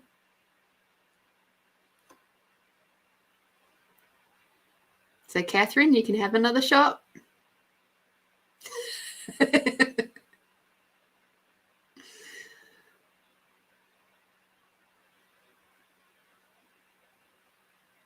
Melinda's going for it.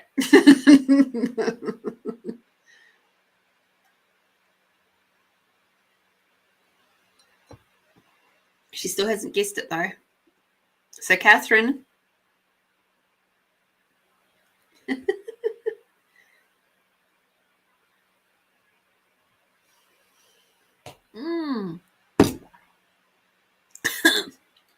Sorry.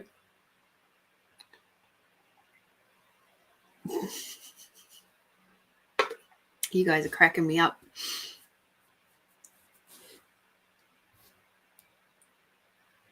Oh, that's a lovely donation, Alex. I'll come back to that one. I'm still waiting for somebody to get the number who hasn't had a reading yet.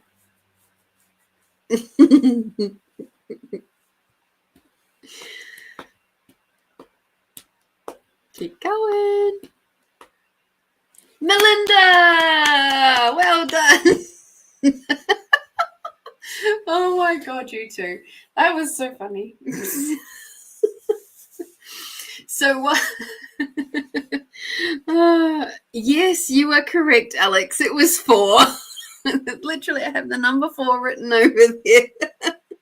I was like, So yes, I definitely felt like I wish to give that to someone who hasn't had a reading tonight. And in fact, I may split it over a couple of shows because it was a very, very generous donation from Brooks. So keep a watch out. Maybe next week we'll see how we're going. Well, I might do another one. While I've still got you all here, and before I do Alex's second question, and then Melinda's one. So this weekend, if you're here in Adelaide, I will be over on Sunday at Auchendarroch House up in Mount Barker, and I will be part of the Psychic Fair, doing my readings and healings and stuff like that. So you get to see me in person. Woohoo! So yes, Melinda has got the freebie for tonight.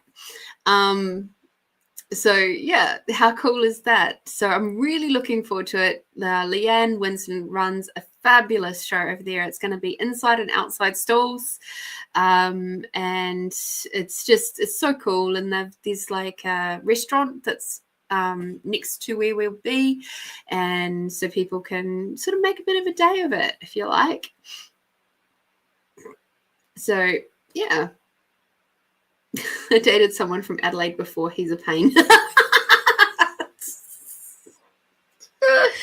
So funny story, Alex. When I was flying over from New Zealand, I was sitting next to this really lovely gentleman, and I was, this is, how old was I? Just 30-ish.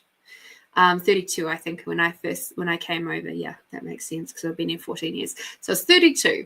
And this gentleman had to have been maybe 55 or so. And he said to me, like, what was my plans? Why was I traveling to Australia? And I said to him, I'm looking at changing industries. I've come from the construction industry and building industry, and I'm moving into doing like childcare and stuff like that. Looking at maybe becoming, I don't know, a nanny or something in the future. I don't know. And he said to me, well, whatever you do, stay away from those Aussie blokes. They're just a bunch of trouble. And I have to say, I don't really care what country you're from. The trouble blokes are everywhere. They can be in Australia, they can be in New Zealand, they can be in America, they can be in Scotland and Ireland and England. They can be all over the world and are all over the world. It's up to us to be discerning, and they can be in the Asian countries. So yeah, you have to be very discerning about who you spend your time with. All right. Some people would say the same about me. Some would say that I'm the troubled one, or maybe I'm just troubled. But quite often what happens there is actually you're not the black sheep of the family. You're the rainbow sheep of the family. And they can't comprehend what that means. They don't understand how to interact with you. You're probably way, way more beyond their limited thinking and experiences, and that's why they can't connect with you. Isn't that fun? All right. So jumping back up to Alex. Cool.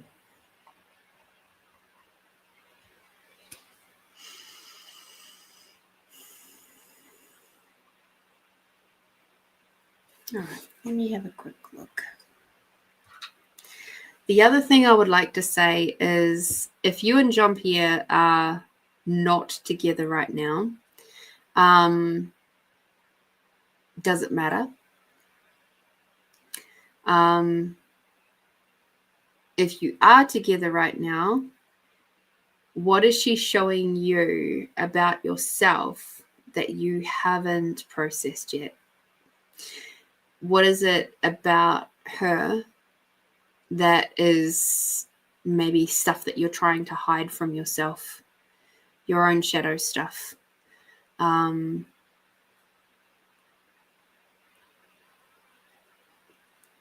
Yeah. It's like, are you willing to be, for example, the other woman? Are you, and does that like make you go, "Ah."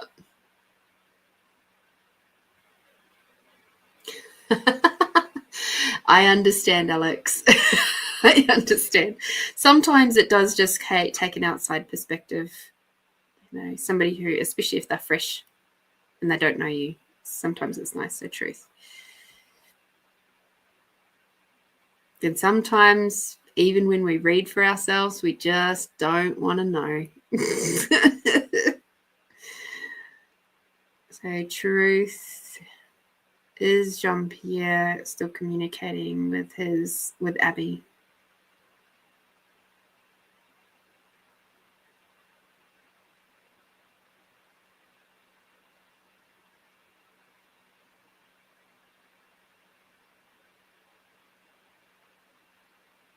So, truth, are they still sleeping together?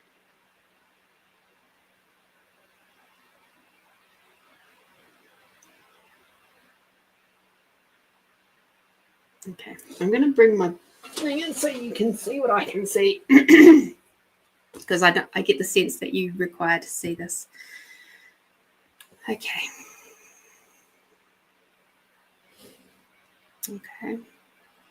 So show me your yes. Show me your no.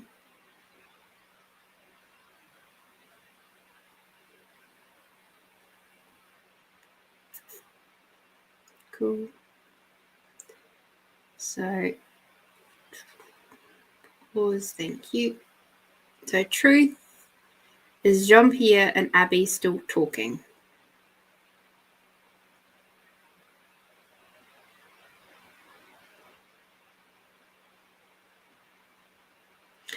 I'm getting, it's going around in circles, which is sort of like, it's the pendulum's way of saying to me, sometimes. It was like when I held it down there, it was like a little, it was a yes, it was yes, but only a tiny bit of a yes. It was like, it wasn't much. So truth, are they still sleeping together? And it was just immediately a no.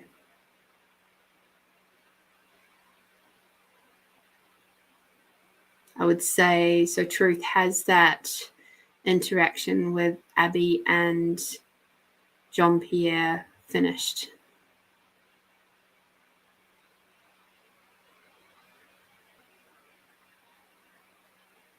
That's a yes.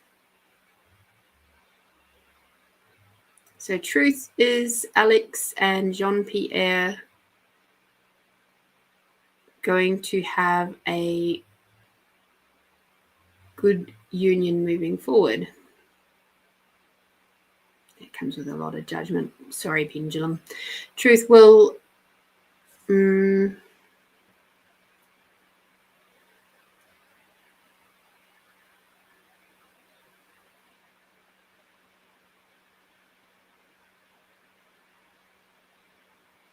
the end of the day, you've got to follow your own intuition too, you know. It could be that she could be hassling him, but he could be going, nah.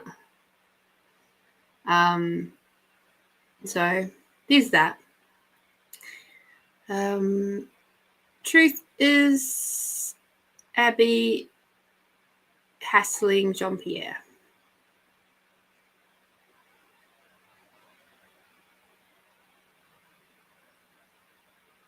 Yep. That's a little yes.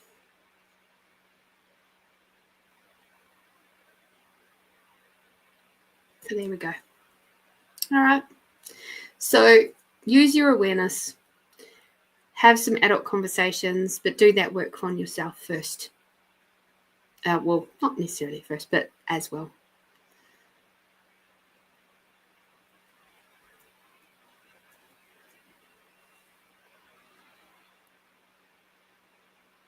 Truth, would it be...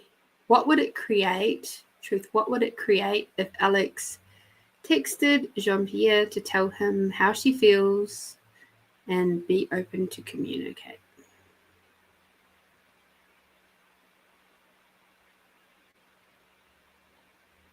So that was a no. What would it create? Truth, does Alex require to give him some space?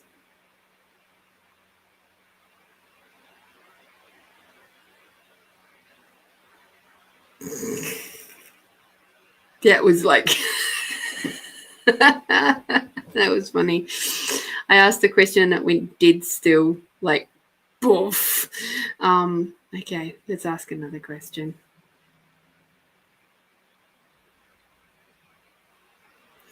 So, truth, what will it create if... And so what will it create in 1,000 years if Alex messages Jean-Pierre?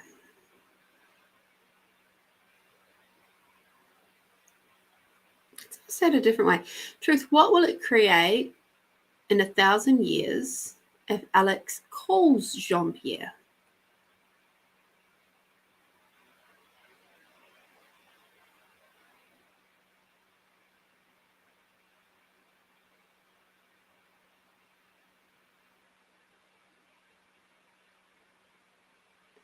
a little bit mixed signals, but it's a hell of a lot more positive for you to actually pick up the phone and talk to him than send him a message. Okay? There's a lot of mucky energy there with you two. And that's why you got all those cups cards to start off with, because there's just so much mucky energy, emotional energy with you two. That for you to be able to move forward, you're going to have, like I said, you're just going to have to do a hell of a lot of work for both of you. It's not just a one or the other. It's going to be that you're both going to have to work through this together. And so it's going to take commitment on both sides. Okay. So, yeah, it's easier to ignore a text than it is to ignore a phone call. So,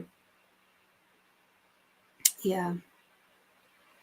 Maybe this is your opportunity to get that lovely book and start working on yourself and fill up your own cup, and then you'll be able to move forward and see what is going to create the most for you, whether that be with him or someone else.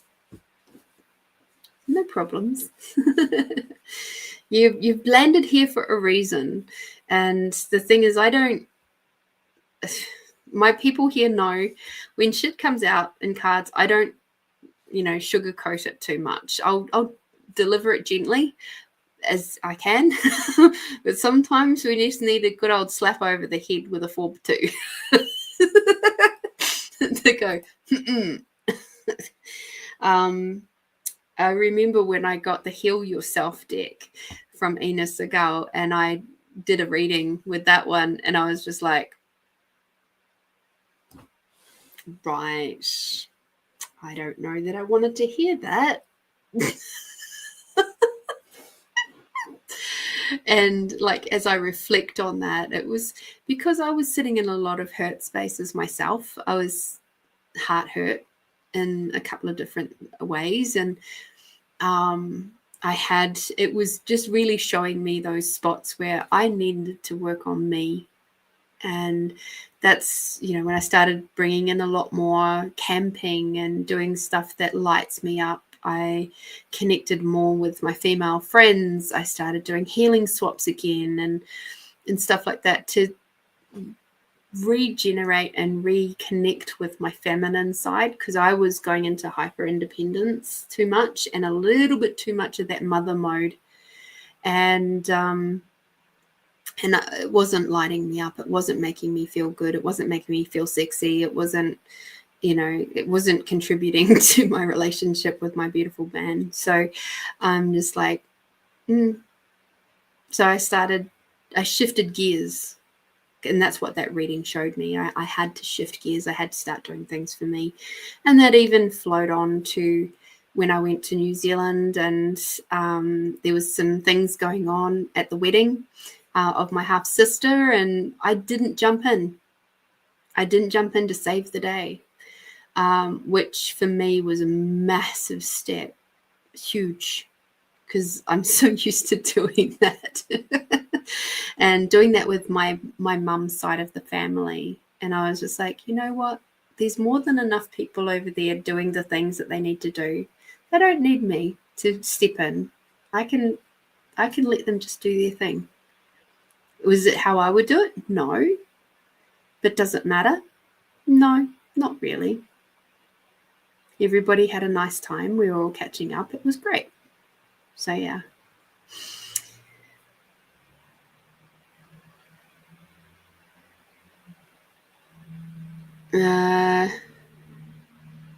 Do you get energy from people that have passed on? Sometimes. I'm communicating with people's spirit teams all the time when I do this show. So, yeah, in that regard, yes. And there's been a few times people have asked me to connect in with specific people. And I don't always guarantee that that's going to happen. And then the person spots in anyway. So I'm just like, I don't promote myself as a medium. I'm I'm an intuitive psychic, and I often get body awareness. I'm a kinesthetic healer as well. So I will often, as I'm hasn't happened tonight though, which is interesting. I'll often get awarenesses about people's bodies as I'm starting to do a reading. So yeah, it's interesting. Got slapped multiple times on my readings that he's my true flame. Hit my head on the table after that because I didn't want that. I am now accepting that fact because my head was getting a headache. I love it. I love it. Yeah. I've had some pretty profound interactions with people who have passed, from very, very old passings right through to more recent, like within days, weeks. Just depends. Yeah.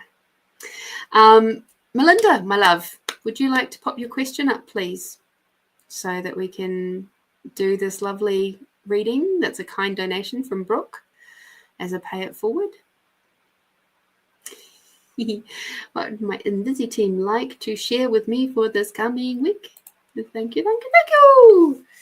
All right. Oh, dear, dear. I'm so looking forward to my day tomorrow. But I have to do my book club from the car because my haircut is in Ranella at 11.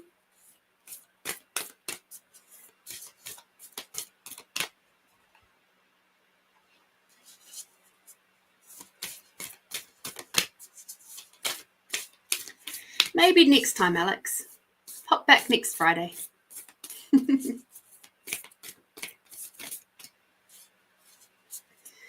Because I've already been at this for a couple of hours now, and the energies are starting to wane, and I still have to do this. I have a because it's your first time here, so you wouldn't know.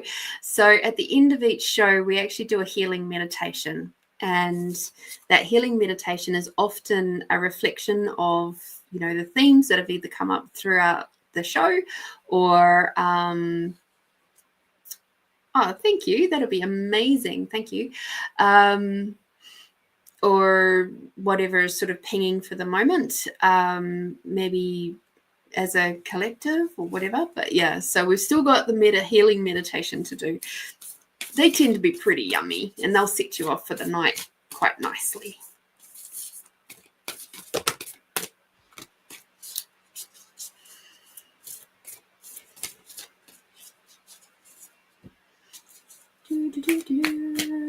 Ooh, my auntie's tapestry arrived today. So it's one that she started back in 1989 and never got round to finishing. So yay. Of course, you just stay around. You just stay. And then you'll hear it. And then you'll get to enjoy it. Hi, Edwina. Hi, lovely.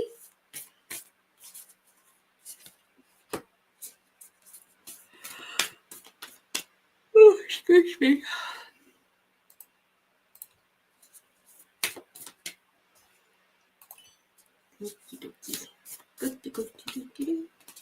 Because I'll do the meditation after this one. Oh, apparently that was your last card. Cool.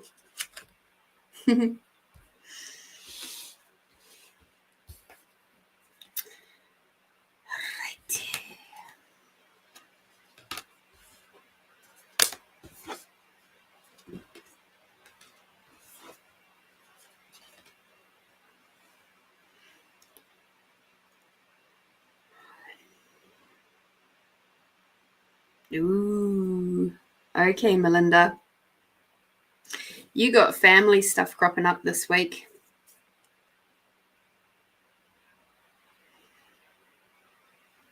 But it's cropping up in a way that is going to be slightly different for you. Interesting. So where's this coming from? Okay. I'm being told tomorrow with the full moon, you require to do some forgiveness work. Okay. So you're being told to do some forgiveness work around your dad. But your mum as well. There's some underlying energies or emotions that are sitting there that you haven't dealt with yet in regards to your mum, and her what's that word that's just floated in, floated back out again? She was compliant, and that has imprinted or left you with some residual resentment and anger and sadness. So this full moon tomorrow, please do some work around that. Do some releasing work. The first card that came out is to value your uniqueness, the world awaits you. So as I'm looking at this card, I'm seeing that and going, that's why I was like asking your team, okay, where is this coming from? What is this? What's this to do with? Because the next couple of cards are just like interesting cards.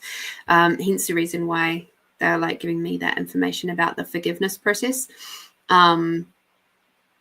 You may even wish to do some, I'm saying firework, but also it's fire band season, so you can't do big firework. But definitely imagining, interesting, okay. All right. Apparently that's going to be part of our meditation tonight so that you can use it for tomorrow. And it might actually help with some of the other people who are still floating around tonight. So that's cool. Value your uniqueness. The world awaits you. So often we try to mold ourselves into a form that will be palatable for others. And as a result, we come off as being disingenuine. So this card is basically saying to you, and your team is saying to you, you've already developed so much of your own strength around that, like as in to just be you. But now it's time to step that up to the next level. And it's for you to really, truly 100% embrace the magical freaking goddess that you truly be.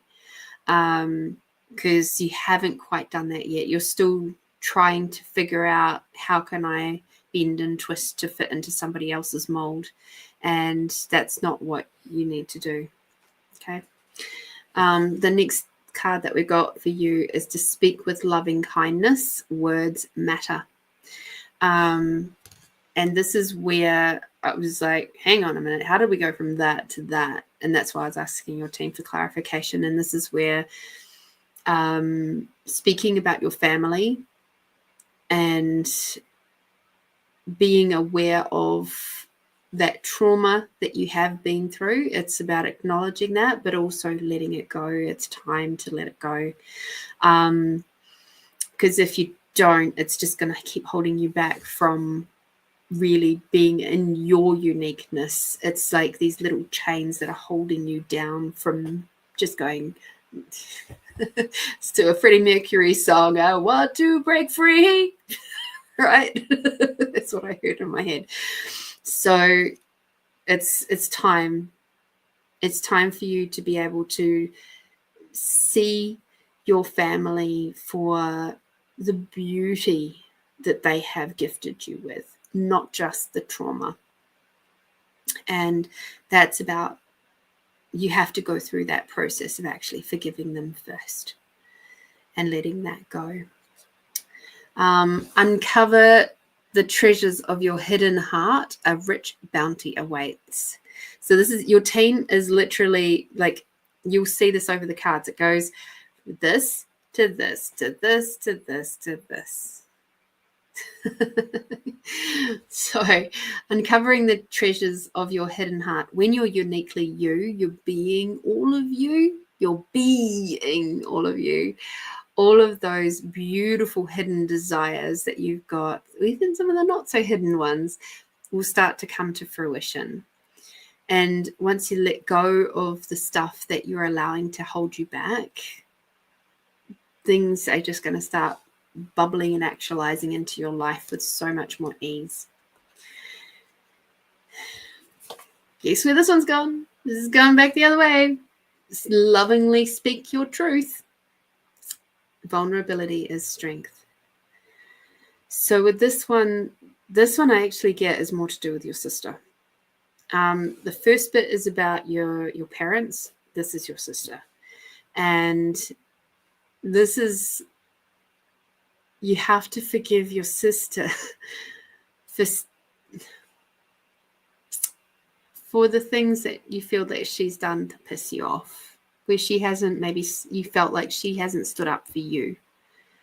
And maybe, you know, that moment of ego of going, well, why do you still pander to that? Like, that's still, you know, it's still hurting. Why would you do that? So this is about just allowing yourself to see the gift of what she's giving you too, and what she has given you in the past. By her stepping in and doing what she's done, she's allowing you to be more of you, to have the freedom and the space to explore exactly what that looks like for you. And that's a beautiful thing. That's beautiful. The next one is express yourself. Cultivate your passion. So what if you're uniquely you and you uncover the treasures of your heart and you can express yourself and cultivate your passions? But to do that, you have to do some forgiveness work of your family. You've got to be willing to let it go. You've got to be willing to let them choose what they're going to choose and not have you judge them for it, and or judge yourself, because that's what's holding you back from your uniqueness. Is it's your judgment of you. And that can come up in some really interesting ways. And what I'm being told right now is it's the perception of failure.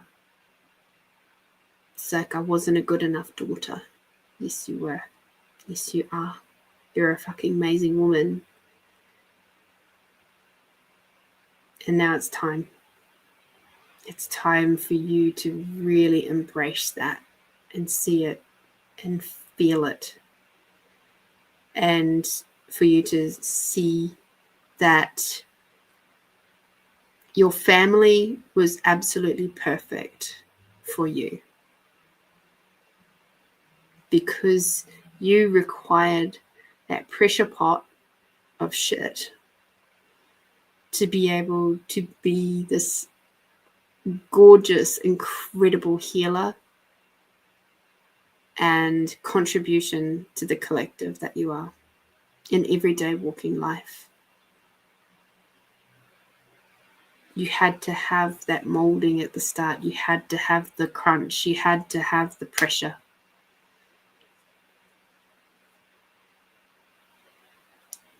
Because otherwise you couldn't connect with those who are hurting. If your life had been too easy, you couldn't connect with those that you really needed to connect with. Okay.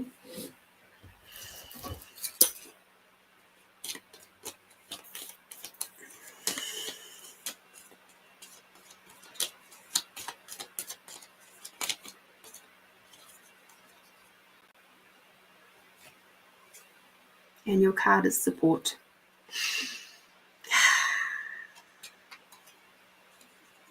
So don't be afraid to reach out for support either. Okay. Fun and games, fun and games, fun and games. So once again, we say thank you so much to Brooke for his very kind donation.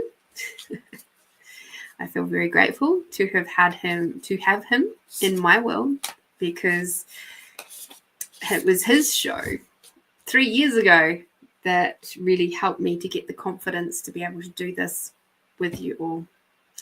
I was a guest on his show, and he was just like, hey, yeah, come on over. And I'm like, okay. And in fact, it was 2 shows. He was having a interview show, and my friend Karen Lee was on there, and then we were talking about it, and she said, reach out to him, he might want to interview you too. And so I did, and then next thing you know, I'm on his show, and then next thing you know, I'm on his reading show. And then next thing you know, here I am with you all. So you just never know where the invitations might come from. Melinda, thank you. I am so grateful to Brooke and for you for that beautiful reading, and my team. Thank you. You're very, very welcome.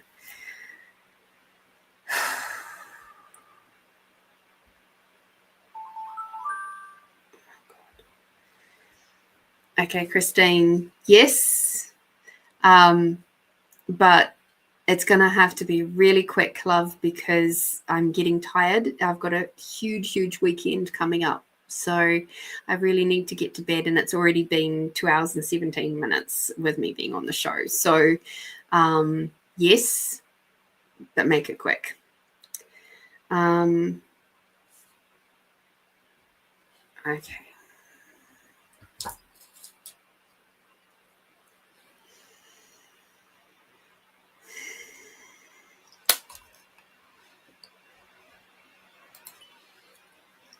Okay, I'm just going to do the pendulum, okay?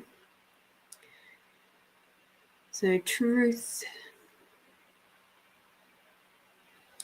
and sabotage in which area of her life? So business,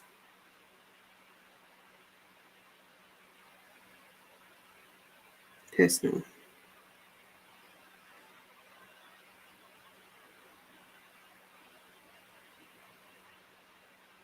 Okay, relationship with self.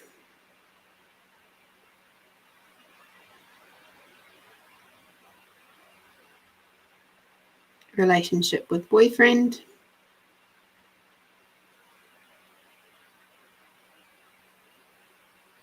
Relationship with family.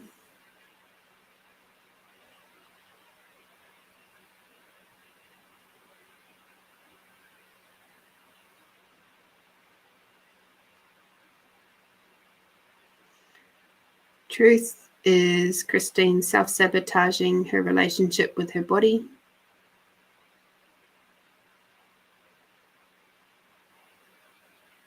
Truth is she self-sabotaging her possible happiness in relationship.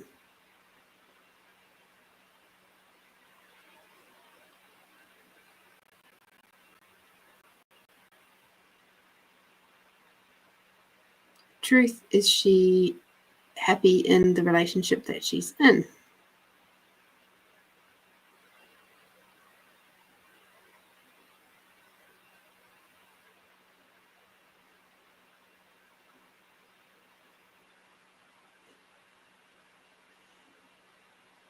Truth is she self-sabotaging possible future happiness for a different relationship.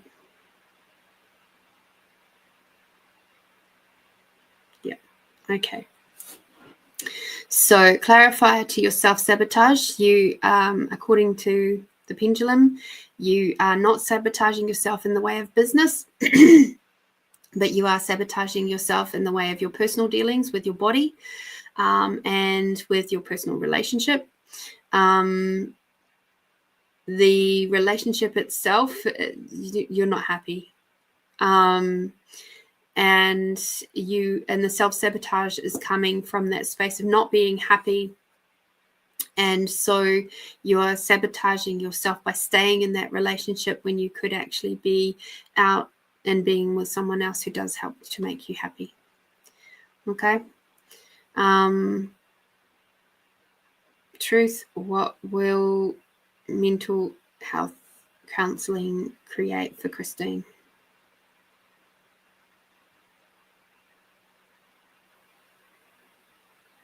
Yep, that's a positive. So getting some further counseling would be very helpful for you. Okay. You've got some patterns there that you have to be willing to look at, release, all that sort of stuff. Okay. Thank you for your donation. It's a bit of a cheeky, sneaky one at the last minute. All right. So, all right. Let us head into our meditation now. So, for those of you who are joining us for the first time, we always do a tool called the Expanding Out tool.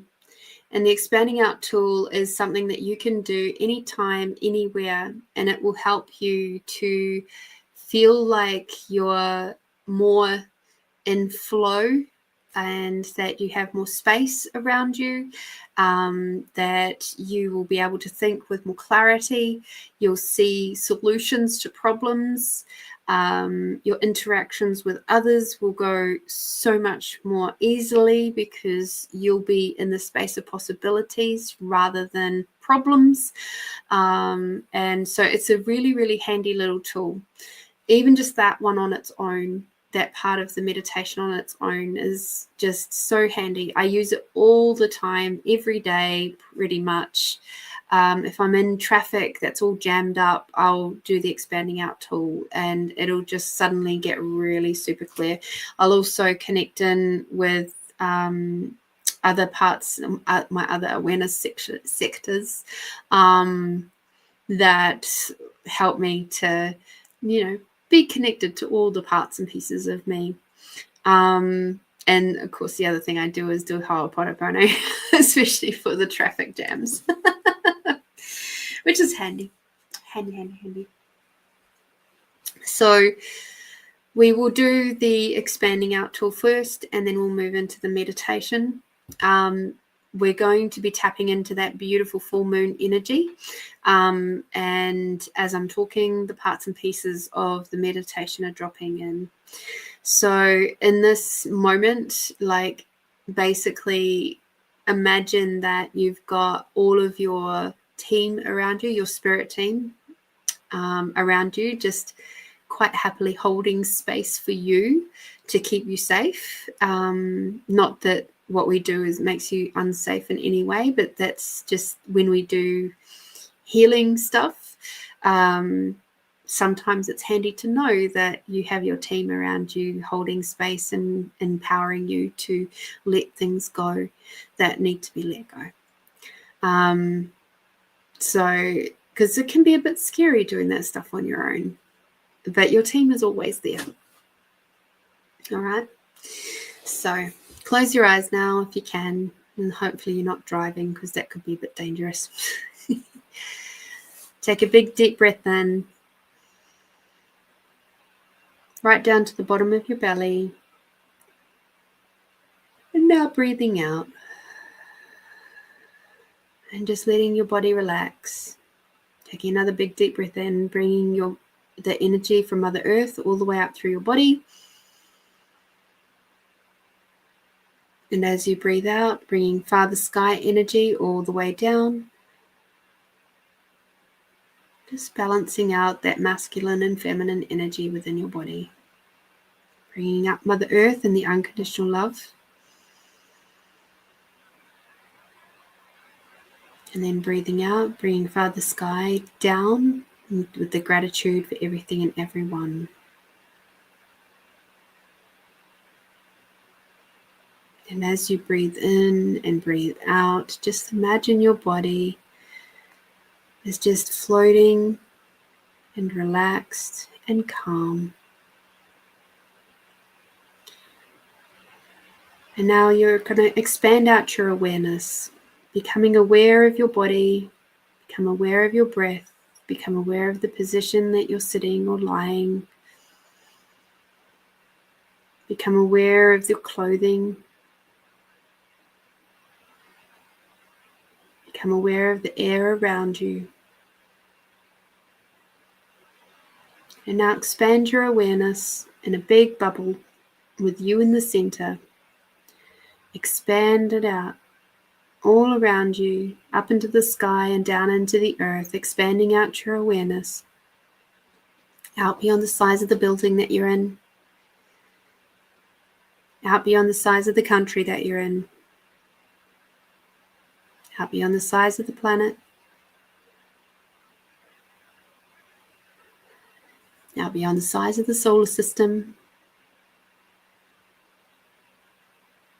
out beyond the size of the galaxies. And for those of you who have had sessions with me, private sessions, you can go further if you wish. Or just stay right there. Beautiful, beautiful. If you find yourself yawning, that's a pretty good sign that you're already releasing energy, stuck energy from your system. It's letting go now, so well done. Don't be afraid to yawn. If you yawn, it's a good sign. With your awareness nice and expanded out, focusing on your body once more, you're going to grab your sense of allowance. And your sense of allowance is the ability to perceive, know, be, and receive other people's thoughts, feelings, and emotions from no point of view. And what does that look like? When we haven't got our allowance expanded out, when we're very contracted, it's like we're little baby people at the bottom of a raging river, everybody else's thoughts, feelings, and emotions. And we might feel a bit bashed and trashed about by them. We might feel like it always happens to us. We might be going into blame, shame, regret, and guilt. We might be going into all sorts of interesting responses to that and judgments.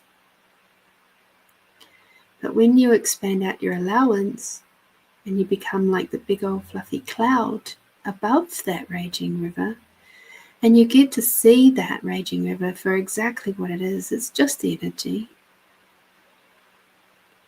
That's all it is.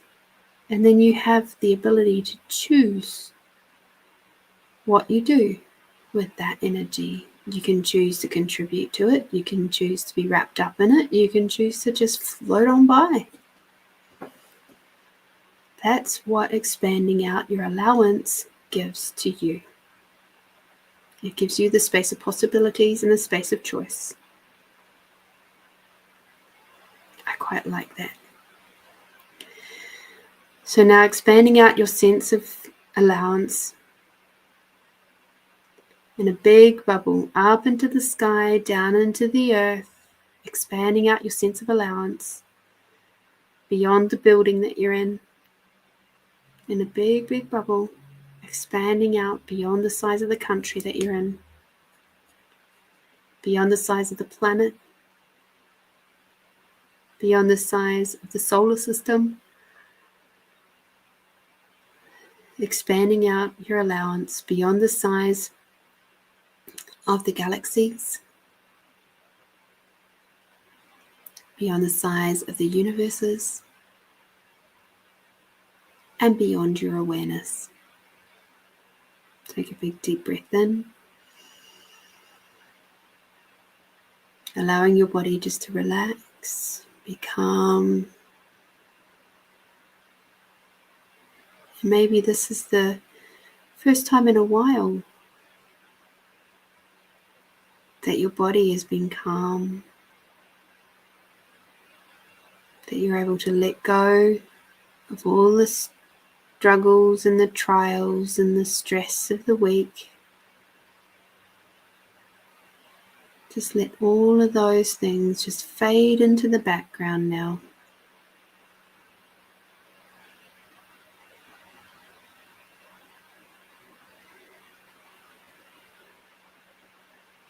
Now I'd like you to imagine that there is a campfire in front of you. And this campfire has a ring of stones. And the wood is piled up nicely in a beautiful teepee type shape.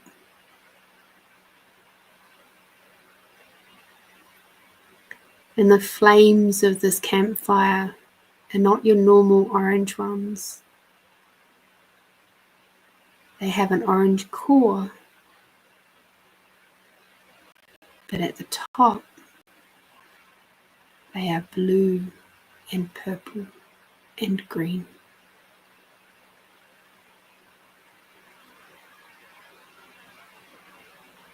The flames of the herb to help you process and release the energies that are no longer serving you, the emotions that are no longer serving you.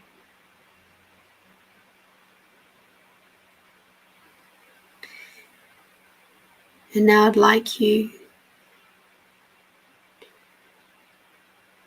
to tune in on the anger that is sitting in your body, the anger from your childhood, from your teenage years, from your 20s and beyond, from all the times that you've been mistreated, not listened to, devalued, belittled, abused. We're only dealing with the anger here. We're not looking and diving into each of those instances or experiences. We're just taking that piece of anger out of the equation. And as you come across each piece of anger, you're going to pull it out of your body and you're going to throw it at the flames.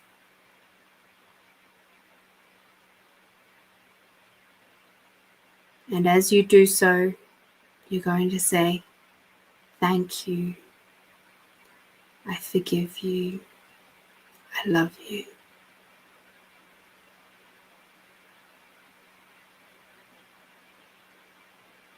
Keep working those pieces of anger out of your heart, out of your shoulders,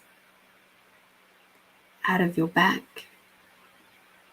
Keep pulling them out, throwing them at the fire. And your aim is spot on every single time. You cannot miss. And each time you do, say, "Thank you. I forgive you. I love you." And you're saying thank you to the experience. You're saying, "I forgive you" to yourself. And you're saying, "I love you" to the experience and yourself. That's what all that means. Keep pulling those bits of anger out of your shoulder blades, out of your kidneys, your lungs, your back, your hips, your reproductive organs, your vaginas, if you've got them. Most of my people are female, so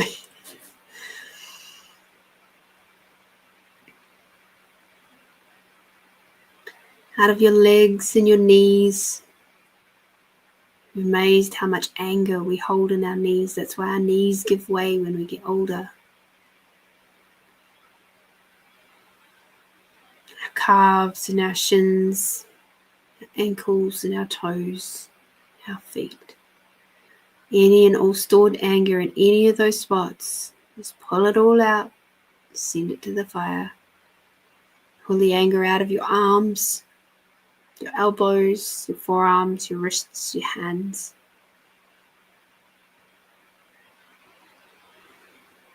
Pulling the anger out of your heart.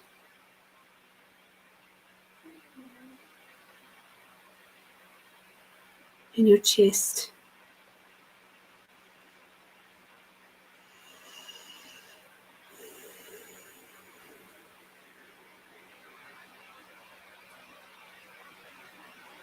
And the fire just disintegrates all of that anger.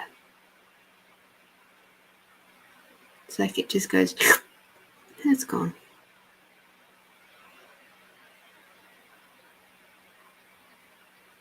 Thank you. I forgive you. I love you. Taking all of that anger out of your throat and your neck, throwing that in the fire too. Thank you. I forgive you. I love you. Out of your face, your jaw and your teeth and your lips and your tongue. Pulling it all out. All the anger behind your eyes.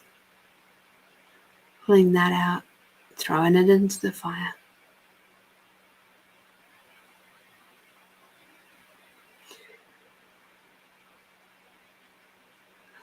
Pulling any of the anger that might be sitting behind your ears. Where you've heard harsh words. Criticism, narcissism, gaslighting. All of that anger. Pull it all out of your ears. Throw it in the fire.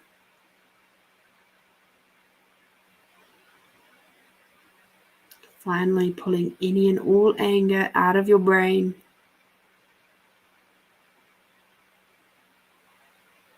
Out of that spiritual space where we connect in with our higher selves, with our past selves. Any residual bits of anger that we've pulled in from other lifetimes, that can all go in the fire now too. You know that energy, you can pull it out now and chuck it in the fire. And we say, thank you, I forgive you, I love you.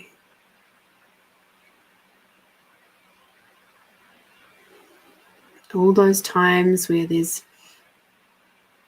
been disappointment or expectations haven't been met. All of those moments with the anger that has tied those to you and your lovely body, your heart, your mind, your being, that can all leave you now.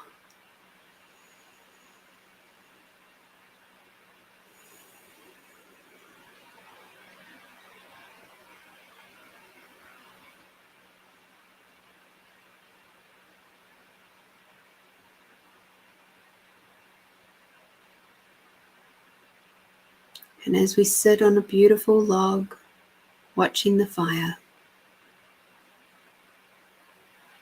and we scan our bodies just to check to see if there's any more residual anger, and if there is, just pull it out, chuck it in the fire. And if you are scanning your body and you're going, I'm done, if that is true, the fire will change. The flames will go from the purple and the blue and the green with the orange center. And the purple, blue, green will change to pink and pale green and red.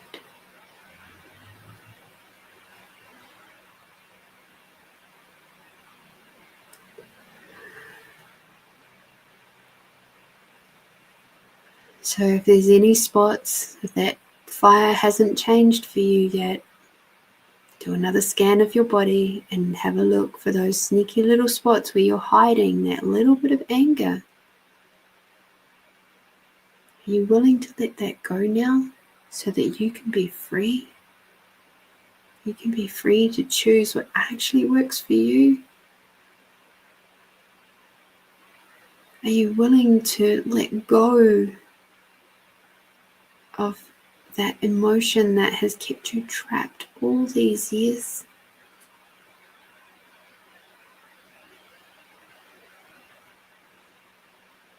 Well done.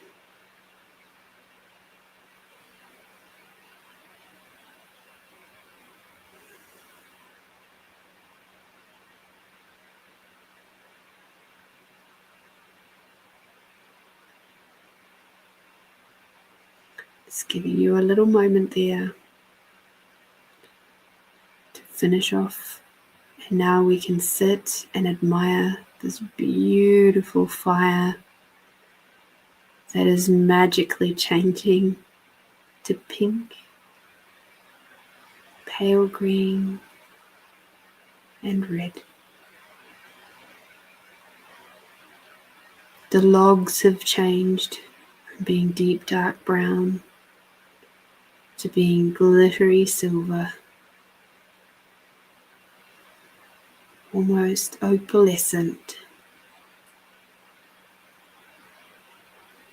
reminding you of the beauty and the gorgeousness of life and living, and that through the deep fires of pain and hurt and heartache, you too can shine with love and compassion, kindness and strength. Taking a big deep breath in, allow the energies of the fire in its transmuted state now to move through your body, contributing to every cell and molecule.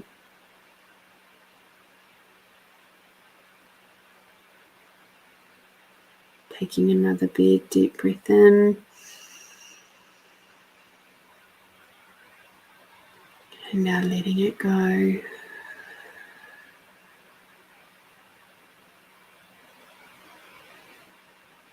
just feel how different your body feels now.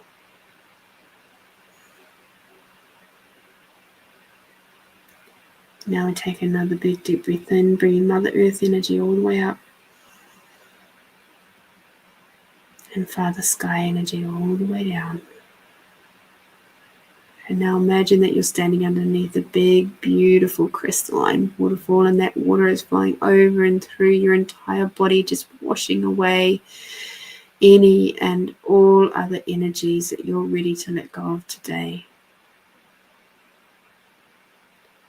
The fire has disappeared now. It's done its work, and we say thank you, thank you, thank you to the fire. And now stepping out from the big, huge waterfall onto a massive, warm river rock.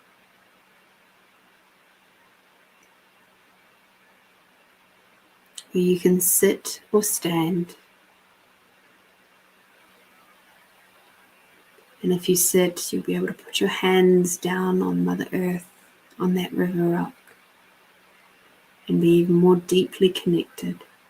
As you breathe in, bringing unconditional love and Mother Earth energy all the way up through your body. And as you breathe out, bringing Father Sky and the gratitude for everything and everyone all the way down. Bringing Mother Earth energy and the unconditional and crystalline light all the way up through your body. And now Father Sky with the gratitude for everything and everyone all the way down. Beautiful. When you're ready, open your eyes.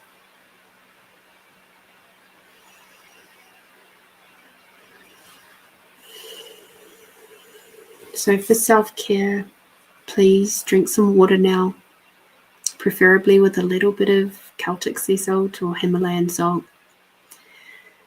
When we release a lot of energy like that, your body is going to potentially go through a little bit of like a whoa moment. You might feel a bit lightheaded at the moment. Totally normal. You might find your eyes take a moment to readjust. And that's okay too. That's very normal. Give your body the gift of some water to help it rehydrate. Be very kind to your body tonight and tomorrow.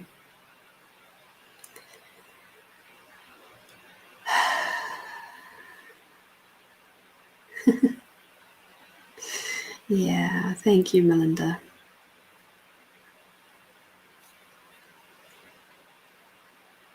Beautiful.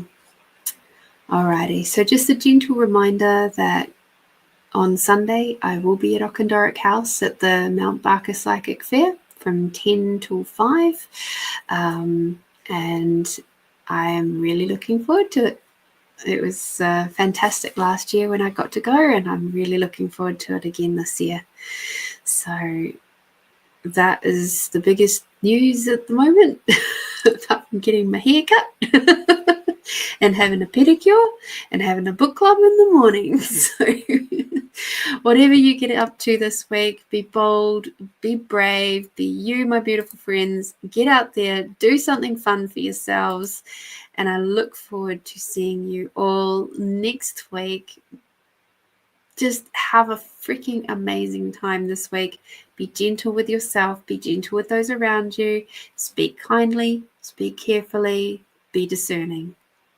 Until next week, have fun, guys. Bye-bye.